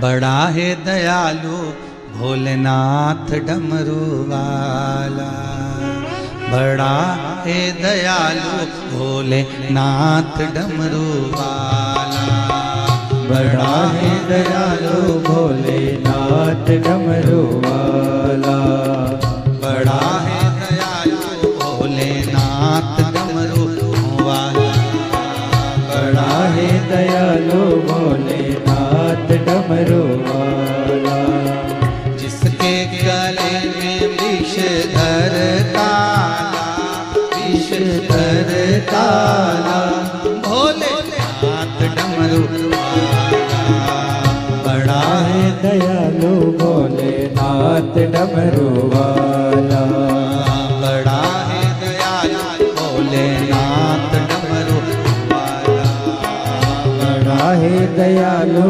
भोलेनाथ डमरू वाला, शिव का डमरू डम डम बोले, अगम निगम के वेद ये खोले, शिव का डमरू डम डम बोले, अगम निगम के वेद ये खोले, बड़ा है दयालु भोलेनाथ डमरू वाला, बड़ा है दयालु भोलेनाथ डमरू वाला, जिसके गले में विषधर काला, विषधर काला भोलेनाथ डमरू वाला, बड़ा है दयालु भोलेनाथ डमरू वाला, बड़ा है दयालु भोलेनाथ डमरू वाला, बड़ा है दयालु भोलेनाथ डमरू वाला। भगवान शंकर की स्तुति, भगवान शंकर का अनुमोदन,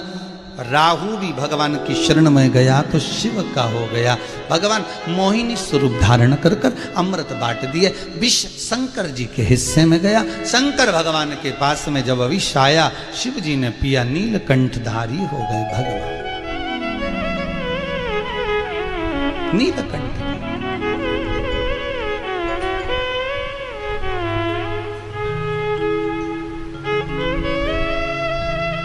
मौका मिले कभी शंकर पर चढ़ी हुई भस्म, कभी मौका मिले आपके हाथ में आ जाए तो उसको कहीं लगाओ मत लगाओ, पर कंठ पर जरूर लगाओ।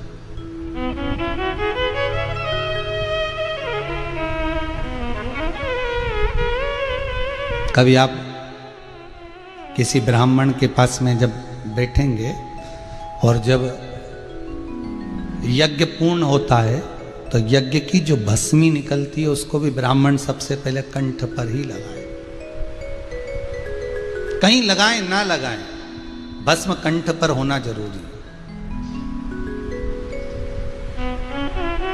क्यों, किस लिए?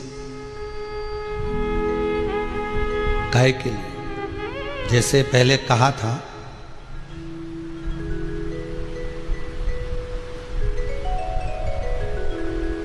कि गले में अगर सोने की माला रेवे तो उसको देख के चोर आए। कौन आते हैं? जम के बोलो, चोर आते हैं। और मान लो तुमने कहा हम तो सोने की पहनेंगे नहीं, इनके देखना तो चोर आ जाए, तो फिर एक काम करो ना, जूता की माला पहन लो। तो जूता की माला कोई पहने तो क्यों नहीं पहने? तो क्या शर्म आए? जूता की माला कोई पहने? तो सोने की माला पहनो तो चोर आए, जूता की माला पहनो तो जम के तो बोलो रे शर्म आए, तो फिर क्या फूलों की माला पहन लो, तो फूलों की माला पहन लो तो अहंकार आए। किसी किसी की एक आध माला पहना दो और उसके देखा दो चार और पहना दे तो बापड़ा यूं फूली जाए, और माला पहना दो फूलों की तो और फूली जाए, वो तो ज्यादा पिला दो तो फटी जाए, इतनी अहंकार में फट जाए, इतना अहंकार कि मुझे इतनी माला मिली। तो सोना की माला पहने तो चोर आए, जूता की पहने तो शर्म आए, और फूलों की पहने तो अहंकार आए। तो तुलसी और रुद्राक्ष की पहन लो तो भोलेनाथ आए, सीधी सीधी बात है। उसको बुलाने का तरीका आना चाहिए, वो पहन लो, ना शर्म आएगी, ना अहंकार आएगा, न चोर आएगा, आएगा तो बस वो ही आएगा जिसकी पहनी है, इसके सिवाय कोई नहीं आएगा, जिसकी पहनी वही आने वाला है।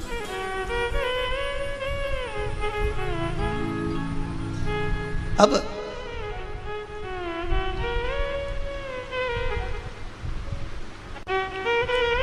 कंठ में विष है। शिव महापुराण की कथा कहती है, बाबा की अगर भस्म मिले या आप कभी शंकर जी पे भस्म चढ़ा रहे हो किसी मंदिर में, शिव जी का अभिषेक के बाद भस्म स्नान अगर आदि करा रहे हैं, वो भस्म अगर मिल जाए तो वो कंठ पर लगे। क्यों? उसका कारण है, कहते हैं मान लो कोई चीज हमने भोजन में ग्रहण करी, कोई चीज हमने पाई और वो शरीर में जाकर विष बना रही है, या उससे कोई बड़ा रोग उत्पन्न हो रहा है, कैंसर जैसी बीमारी भी अगर उत्पन्न हो रही है, या ट्यूमर या कोई अन्य किडनी विडनी कुछ गड़बड़ हो रही है, तो कहते हैं शंकर की भस्म कंठ पर लगा ली जाती है। जो मुख में राल बनती है, शंकर की भस्म लगा हुआ कंठ जब राल बनाता है मुख के अंदर, जो थूक बनता है राल बनती है, जो जल बनता है इन जिह्वा के द्वारा, वो जल दिन रात जब हृदय के अंदर शरीर के अंदर जाता है तो वो औषधि बना देता है, जिससे कोई बड़ी बीमारी नहीं होती, बीमारी कट जाती है, बीमारी समाप्त हो जाती है। हो गई बड़ी बीमारी तो आप भस्म लगाओ, कंठ पर भस्म लगाना चालू करो और फिर जांच कराओ, फिर चेकअप करवाओ, फिर भले आपकी रिपोर्ट कहीं पर भी जाए, पर कंठ पर भस्म लगाओ, कंठ पर भस्म। एक बेटी ने प्रश्न करा है कहीं मंडी दीपादिक से, तो उसने कहा है गुरुजी गले में कुछ प्रॉब्लम हो रही है, कहीं कुछ गांठ हो रही है कहीं, तो मेरा निवेदन रहेगा कुछ दिन बाबा की भस्म बुलवा ले, महाकाल राजा की, काशी विश्वनाथ की भस्म बुलवा, और उस भस्म को आप जल में चाहो तो गीला कर लो, चाहो तो गंगा जल अगर हो तुम्हारे घर में तो उसमें गीला कर कर बाबा की भस्म को हथेली पर लेकर उसको कंठ पर जहाँ प्रॉब्लम जहाँ, तो वहाँ त्रिपुंड बना ले कि मेरा शंकर मेरे कंठ पर बैठा है, अब औषधि वो देगा, अब औषधि वो देगा।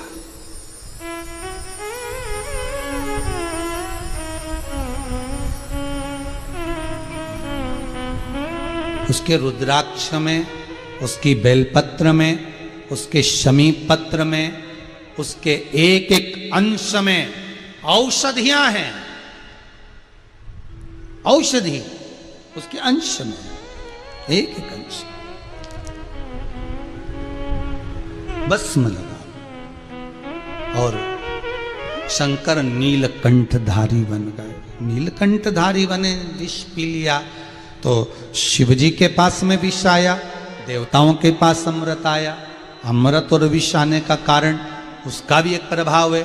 अमृत देवताओं के हिस्से में आ गया, विष जगत का पिता है शंकर, जगत का बाप है मेरा शिव, और जगत का जो पिता होता है, जगत का जो बाप होता है, घर का जो बड़ा होता है, घर का जो भयो होता है, विष उसी के हिस्से में आता है, ठंडा उसी के हिस्से में आता है। घर की ठंडी रोटी कौन खाती है? घर की माँ।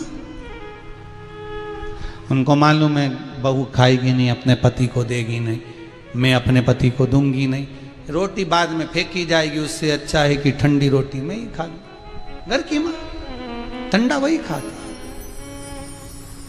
ठंडा वही पाती, ठंडा वही पास, विष उसी के हिस्से में आता। और आन दो, पार्वती जी कहती आप विष पी रहे हो, देवता अमृत पी रहे। आपने एक बार अपने मुख से नहीं कहा कि अमृत मुझे दो।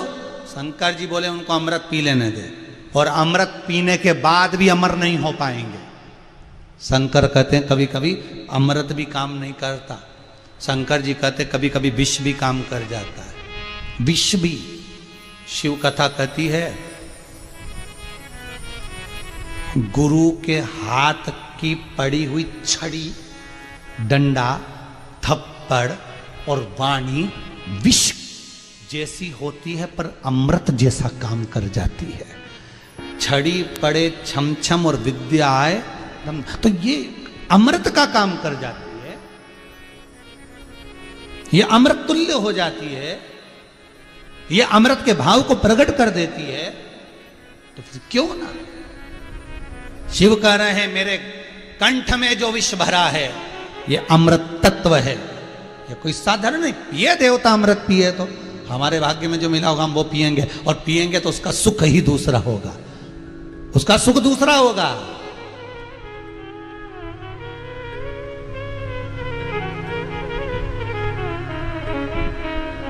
भगवान दिया, शंकर ने लिया और नीलकंठधारी कहला गए। औघड़ दानी है वो, त्रिकालदर्शी कैलाशी शंभु है वो, अलमस्त। बोल नीलकंठेश्वर भगवान की जय। वो नीलकंठ का आनंद धरने वाला, आनंद स्तुति तो मेरी कोई निंदा नहीं करेगा। ये भूल है आपकी, आपने जो दिया है वो आपको मिलना ही है। जो आपने प्रदान करा है उसको कोई टाल नहीं सकता। कोई झूठ बोलने वाला ये विचार करे कि मैंने आज झूठ बोल दिया और झूठ बोलकर मैंने इतना कमा लिया, या मैंने झूठ बोलकर इतना इकट्ठा कर लिया, अब कोई मेरे को छल नहीं सकता। तो मालूम पड़े कोई व्यापार के अंतर्गत ही कोई व्यक्ति ऐसा आ जाता है, आपने उसको माल पहुंचाया, आपने उसको सामान पहुंचाया, और मालूम पड़े फिर वो पैसे अटका कर बैठ गया और वो पैसा ही नहीं दे रहा। आप उसके हाथ जोड़ लिए, फेड़ पड़ लिए, आप उसको बार बार फोन लगा लिए, आप उसको बार बार निवेदन कर लिए, उसके बाद भी वो धन नहीं दे रहा। तो विचार करना एकांत में बैठ कर के अपन ने कोई ऐसा कर्म तो नहीं करा था, अपन ने किसी से छल कर कर इकट्ठा कर कर नहीं रखा हो, नहीं तो वो अपना ज्यादा से ज्यादा चले जाए।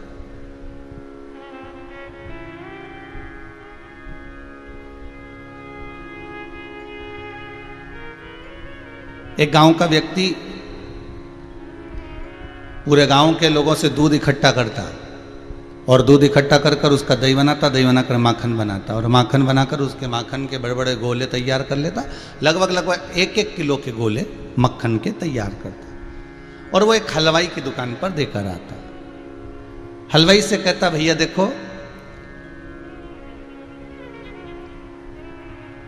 आप मुझे एक काम करो, इसके बल पर शक्कर दे दिया करो, और जो पैसा रह जाए वो पैसा दे दिया करो। हलवाई ने कहा ठीक है।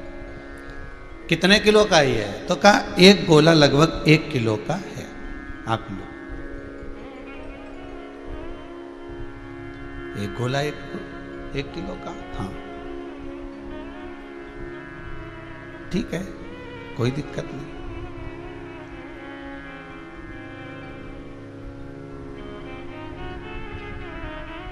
अब जब एक गोला 1 किलो का है और उस 1 किलो के गोले को वो देकर जाता है और शक्कर ले जाता है, शक्कर, और शक्कर ले गया। और जो पैसा थोड़ा बहुत बचा वो पैसा भी ले गया। अगर मान लो वो गोला दे गया और पैसा ले गया और प्रतिदिन का यही काम था, एक दिन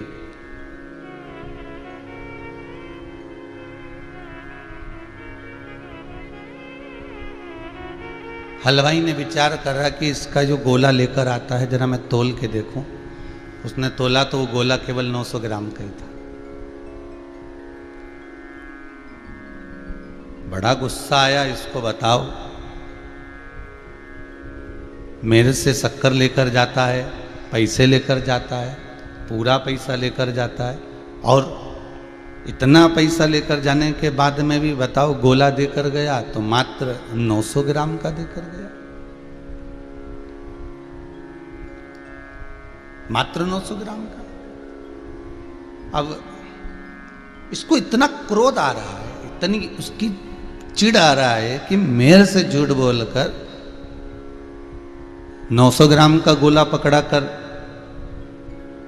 और 1 किलो का पैसा, 1 किलो का सामग्री लेकर जाता है। आन दे इसको कल आया वो और उसने कहा बाहर निकल जा, बिल्कुल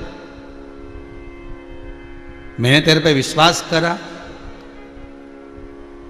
और तूने मुझे प्रत्येक गोले 900 ग्राम के दिए 1 किलो का कहकर। वो बोला सेठ जी आप मुझे गाली मत दो, मेरे पास में ना तराजू है ना बाट है, मेरे पास कुछ भी नहीं है तोलने का। मैं तो गोला बनाता हूं, आपके यहां से जो प्रतिदिन 1 किलो शक्कर लेकर जाता हूं वो शक्कर एक पलड़े में रखता हूं और दूसरे पलड़े में गोला रखता हूं, उतना ही लाकर मैं आपको दे देता हूं। ना मेरे पास में तराजू है ना मेरे पास में बाट है, मैं तो आपके दी हुई शक्कर को रखकर और उसके बराबर का रखकर लेकर आ जाता हूं। अब सेठ कुछ भी नहीं बोला, क्योंकि जैसा हमने दिया है वैसा हमें प्राप्त हुआ है। हमने 900 ग्राम शक्कर उसको दी थी तो वो 900 ग्राम का गोला हमको मिला।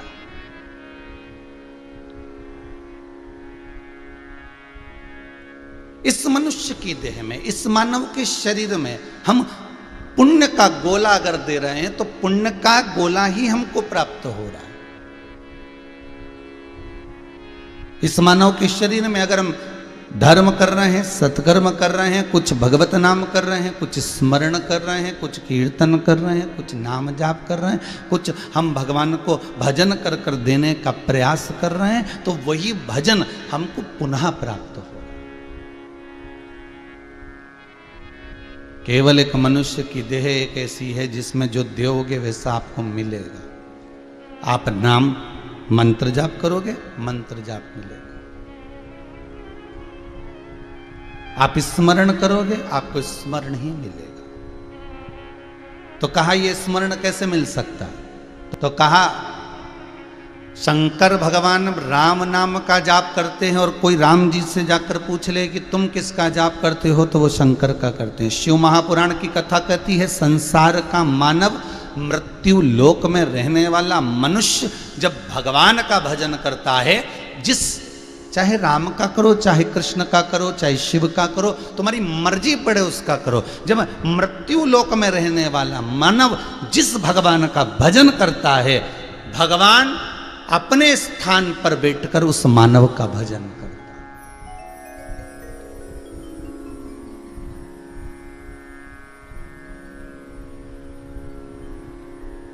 आप जिसकी भक्ति में डूबे हो,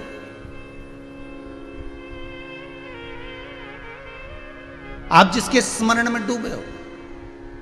अब देखिए पार्वती मैया तप कर रही है और माता पार्वती जी जब तप कर रही हैं तो शंकर जी को इसका भान है कि पार्वती तप कर रही है। शिव महापुराण की कथा कहती है जिंदगी में अगर आप एक व्रत भी कर रहे हो, एक साधना भी कर रहे हो, एक उपास भी कर रहे हो, तो उसकी सूचना उस परमात्मा को है जिस परमात्मा का आप व्रत कर रहे हो, जिस परमात्मा का आप नियम धारण कर रहे हो, जिस परमात्मा की आप आराधना कर रहे हो, उसको मालूम है सब।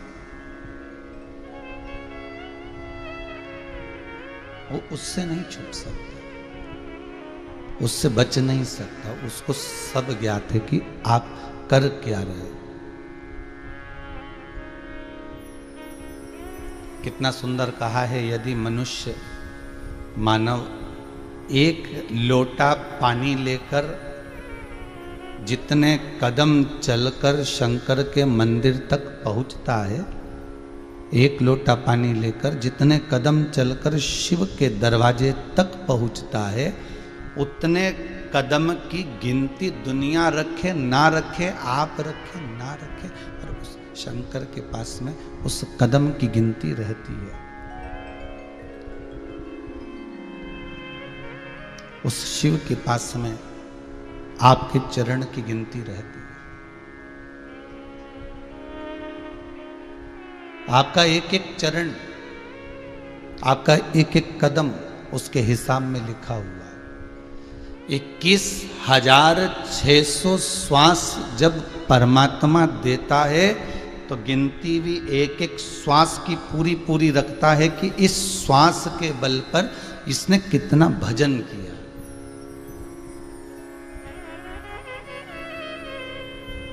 इसने कितना स्मरण किया। जिस आसन पर बैठकर हम भजन करते हैं ना, जिस आसन पर बैठकर हम भगवान की पूजन करते हैं, आराधना करते हैं, नाम जाप करते हैं, मंत्र जाप करते हैं, स्मरण करते हैं, जिस आसन पर बैठकर हम भगवत चर्चा करते हैं, जिस आसन पर बैठकर हम भगवान का स्मरण करते हैं, उसमें जितने रेशे होते हैं महाराज, जितने रेशे होते हैं। क्यों कहा जाता है कि कुशा के आसन पर बैठकर करो, क्यों कहा जाता है कि कम्बल पर बैठकर करो, क्यों कहा जाता है कि आसन लगाकर भगवान का पूजन करो, क्यों कहा जाता है कि एक आसन बिछाकर आप परमात्मा का मंत्र जाप करिए, एक आसन बिछाकर भगवान का स्मरण करिए, एक आसन बिछाकर भगवत चरणारविंद का रस तत्व ग्रहण करिए। क्यों कहा जाता है, किस लिए?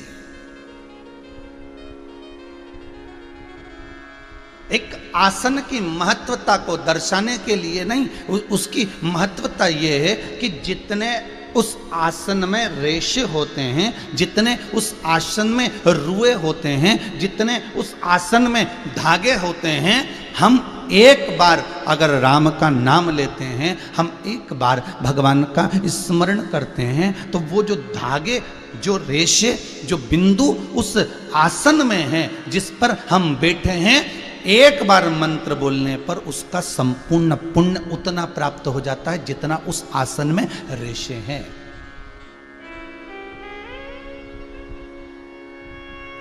जितने उस आसन में, जितने उस धागे उस आसन में होते हैं, जितनी कुशा, जितना डाब, जितने बिंदु उस आसन में होते हैं, उतना फल हमें प्राप्त हो जाता है, उतना फल।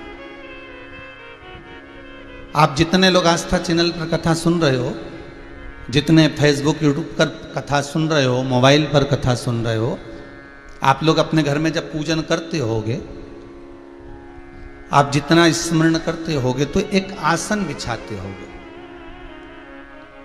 अब एक बहुत अच्छी तरह से समझ लेना, तुम्हारे घर के मंदिर में देवी जी की मूर्ति भी है, तुम्हारे घर के मंदिर में शंकर जी की प्रतिमा भी है, स्वरूप भी, शिवलिंग भी है, तुम्हारे घर के मंदिर में गणेश जी भी है, तुम्हारे घर के मंदिर में शंख देव भी रखे हैं, तुम्हारे घर के मंदिर में घंटाल भी रखा हुआ है, गरुण घंटा, तुम्हारे घर के मंदिर में गणेश जी भी बैठे हैं, तुम्हारे घर के मंदिर में देवता भी बैठे हैं, तुम्हारे घर के मंदिर में कुल देवी भी बैठी है।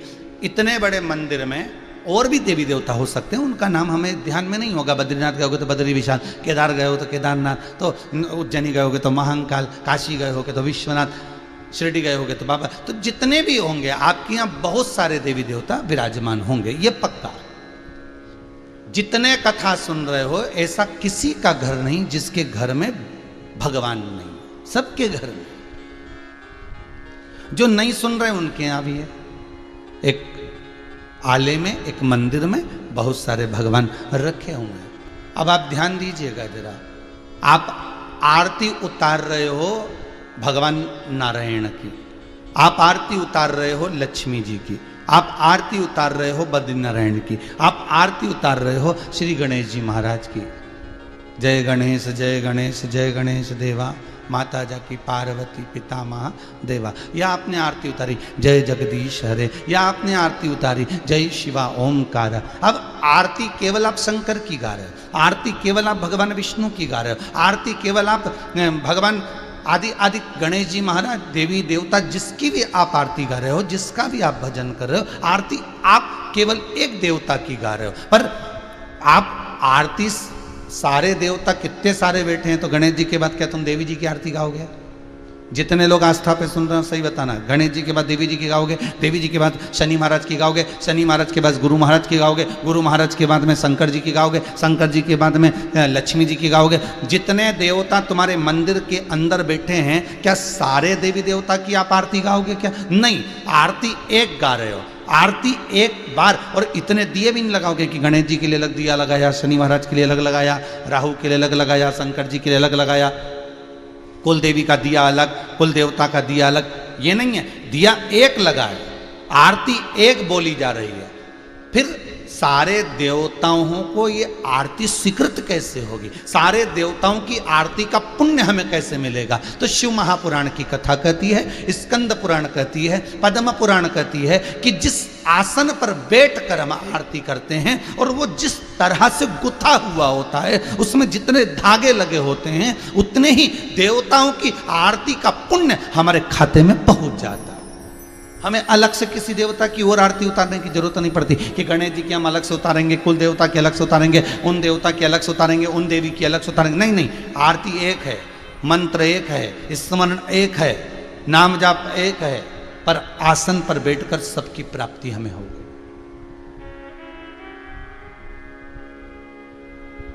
आसन पर बैठकर हमें सब फल की प्राप्ति हो गई, आसन पर बैठकर हमें सब स्मरण प्राप्त हो गया। अरे भाई, हिंदू धर्म में कुछ कुछ स्मरण, कुछ कुछ मंत्र, कुछ कुछ उपास, कुछ पूजन, कुछ दान, कुछ सत्कर्म ऐसे आते हैं कि वो हजारों गुना फल प्रदान कर देते, हजारों गुना। और करने के साथ में मंत्र जाप भी करो। और आपसे निवेदन है, अगर जो व्रत नहीं कर सकते, जो स्मरण नहीं कर सकते, व्रत नहीं कर सकते एकादशी का, मान लो होते हैं ऐसे लोग जिनके नहीं बन पाता, साहब शरीर से नहीं हो रहा, तो मत करो। तो एक काम करो, आप भजन तो कर सकते हो, भजन भी नहीं कर सकते तो मंत्र जाप तो कर सकते हो, और मंत्र जाप भी नहीं कर सकते तो एक काम करो कि 3 घंटा 2 बजे से 5 बजे तक बैठकर शिव महापुराण की कथा सुन तो सकते हो, इतना भी कर लेना तो भी था।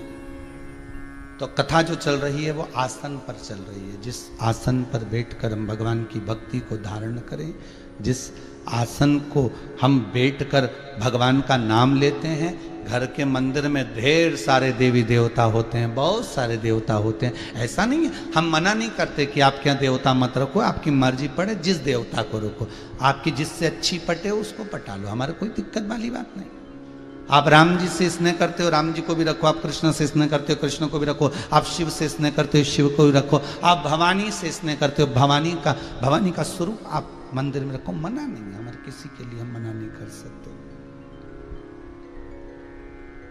आप उन देवी देवताओं को रखिए, पर निवेदन केवल इतना है, निवेदन केवल इतना है कि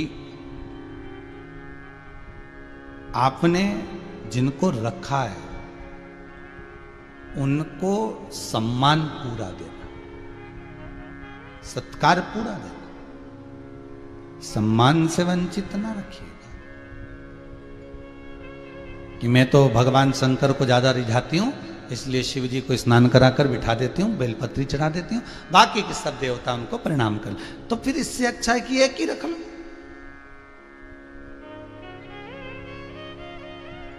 मैं ठाकुर जी से ज्यादा लाड लड़ाती हूँ, मैं ठाकुर जी का भजन ज्यादा करती हूँ, बाकी के देवताओं को मैं नमन करती हूँ, तो फिर ठाकुर जी को रख लो। अरे भाई, हम जब सफर पे निकलते हैं, हम जब कहीं जाते हैं, हम जब कहीं निकल रहे होते हैं, तो घर में तो ढेर सारा सामान रखा रहता है, काजू भी रखा है, बादाम भी रखा है, चना भी रखा है, फूली भी रखी है, और मठरी भी रखी है, खुरमा भी रखा हुआ है, ढेर सारा सामान घर में रखा हुआ है। क्या तुम सारे सामान को बांध के ले जाते हो क्या? अरे बोलो तो जम के। नहीं, सामान क्या ले जाते हो? जो तुमको प्रिय लगता है। तुमको लगेगा कि मठरी बना के ले जाऊं, क्योंकि मठरी खुद को पसंद है। और पति को मठरी पसंद नहीं है, पति ने कहा कि मेरे लिए तो चने रख लेना, तो उसके लिए चने रखा। जो चीज तुम्हें प्रिय लगेगी, जो चीज तुम्हें अनुकूल लगेगी, अच्छा लगेगा, तुम उसको लेकर जाओगे। उसी तरह परमात्मा की सेवा में, भगवान की भक्ति में, भगवान की दृढ़ता में, भगवान के स्मरण में आपकी दिल को, आपकी चित्तवृत्ति को जो अच्छा लगे आप उसको जप लो,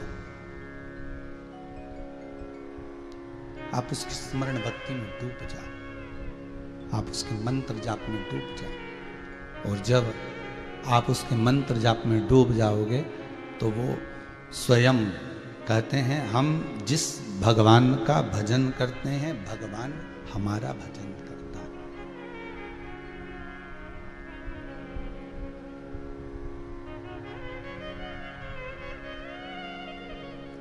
हम जिसका स्मरण करते हैं वो हमारा स्मरण करता है।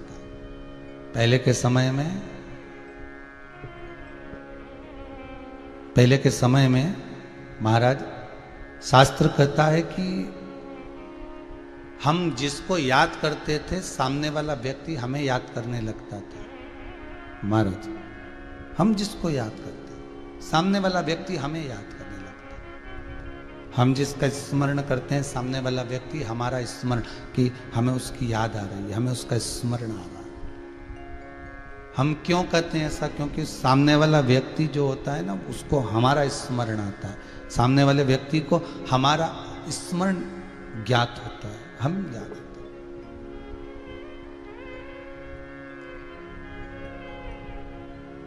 नैन लड़े त्रिपुरारी से मैं उनकी हो गई, मेरे मन में नहीं है धीर, सखी में काशी जाऊंगी। चित्तवृत्ति में हम जब परमात्मा को रिझा लेते हैं, चित्तवृत्ति में हम जब परमात्मा को जोड़ लेते हैं, चित्तवृत्ति में जब हम भगवान को अपना बना लेते हैं तो वो भगवान हमारा हो जाता है। आप एक आसन पर बैठकर एक देवता की भी अगर आरती उतार रहे हो, और जितने देवता आपकी उस अलमारी में, जितने देवता आप उसके मंदिर में, आपके पूजा बाड़ी में जितने देवता बैठे हैं, सबका पुण्य फल आपके खाते में आ जाता है, आपके खाते में पहुंच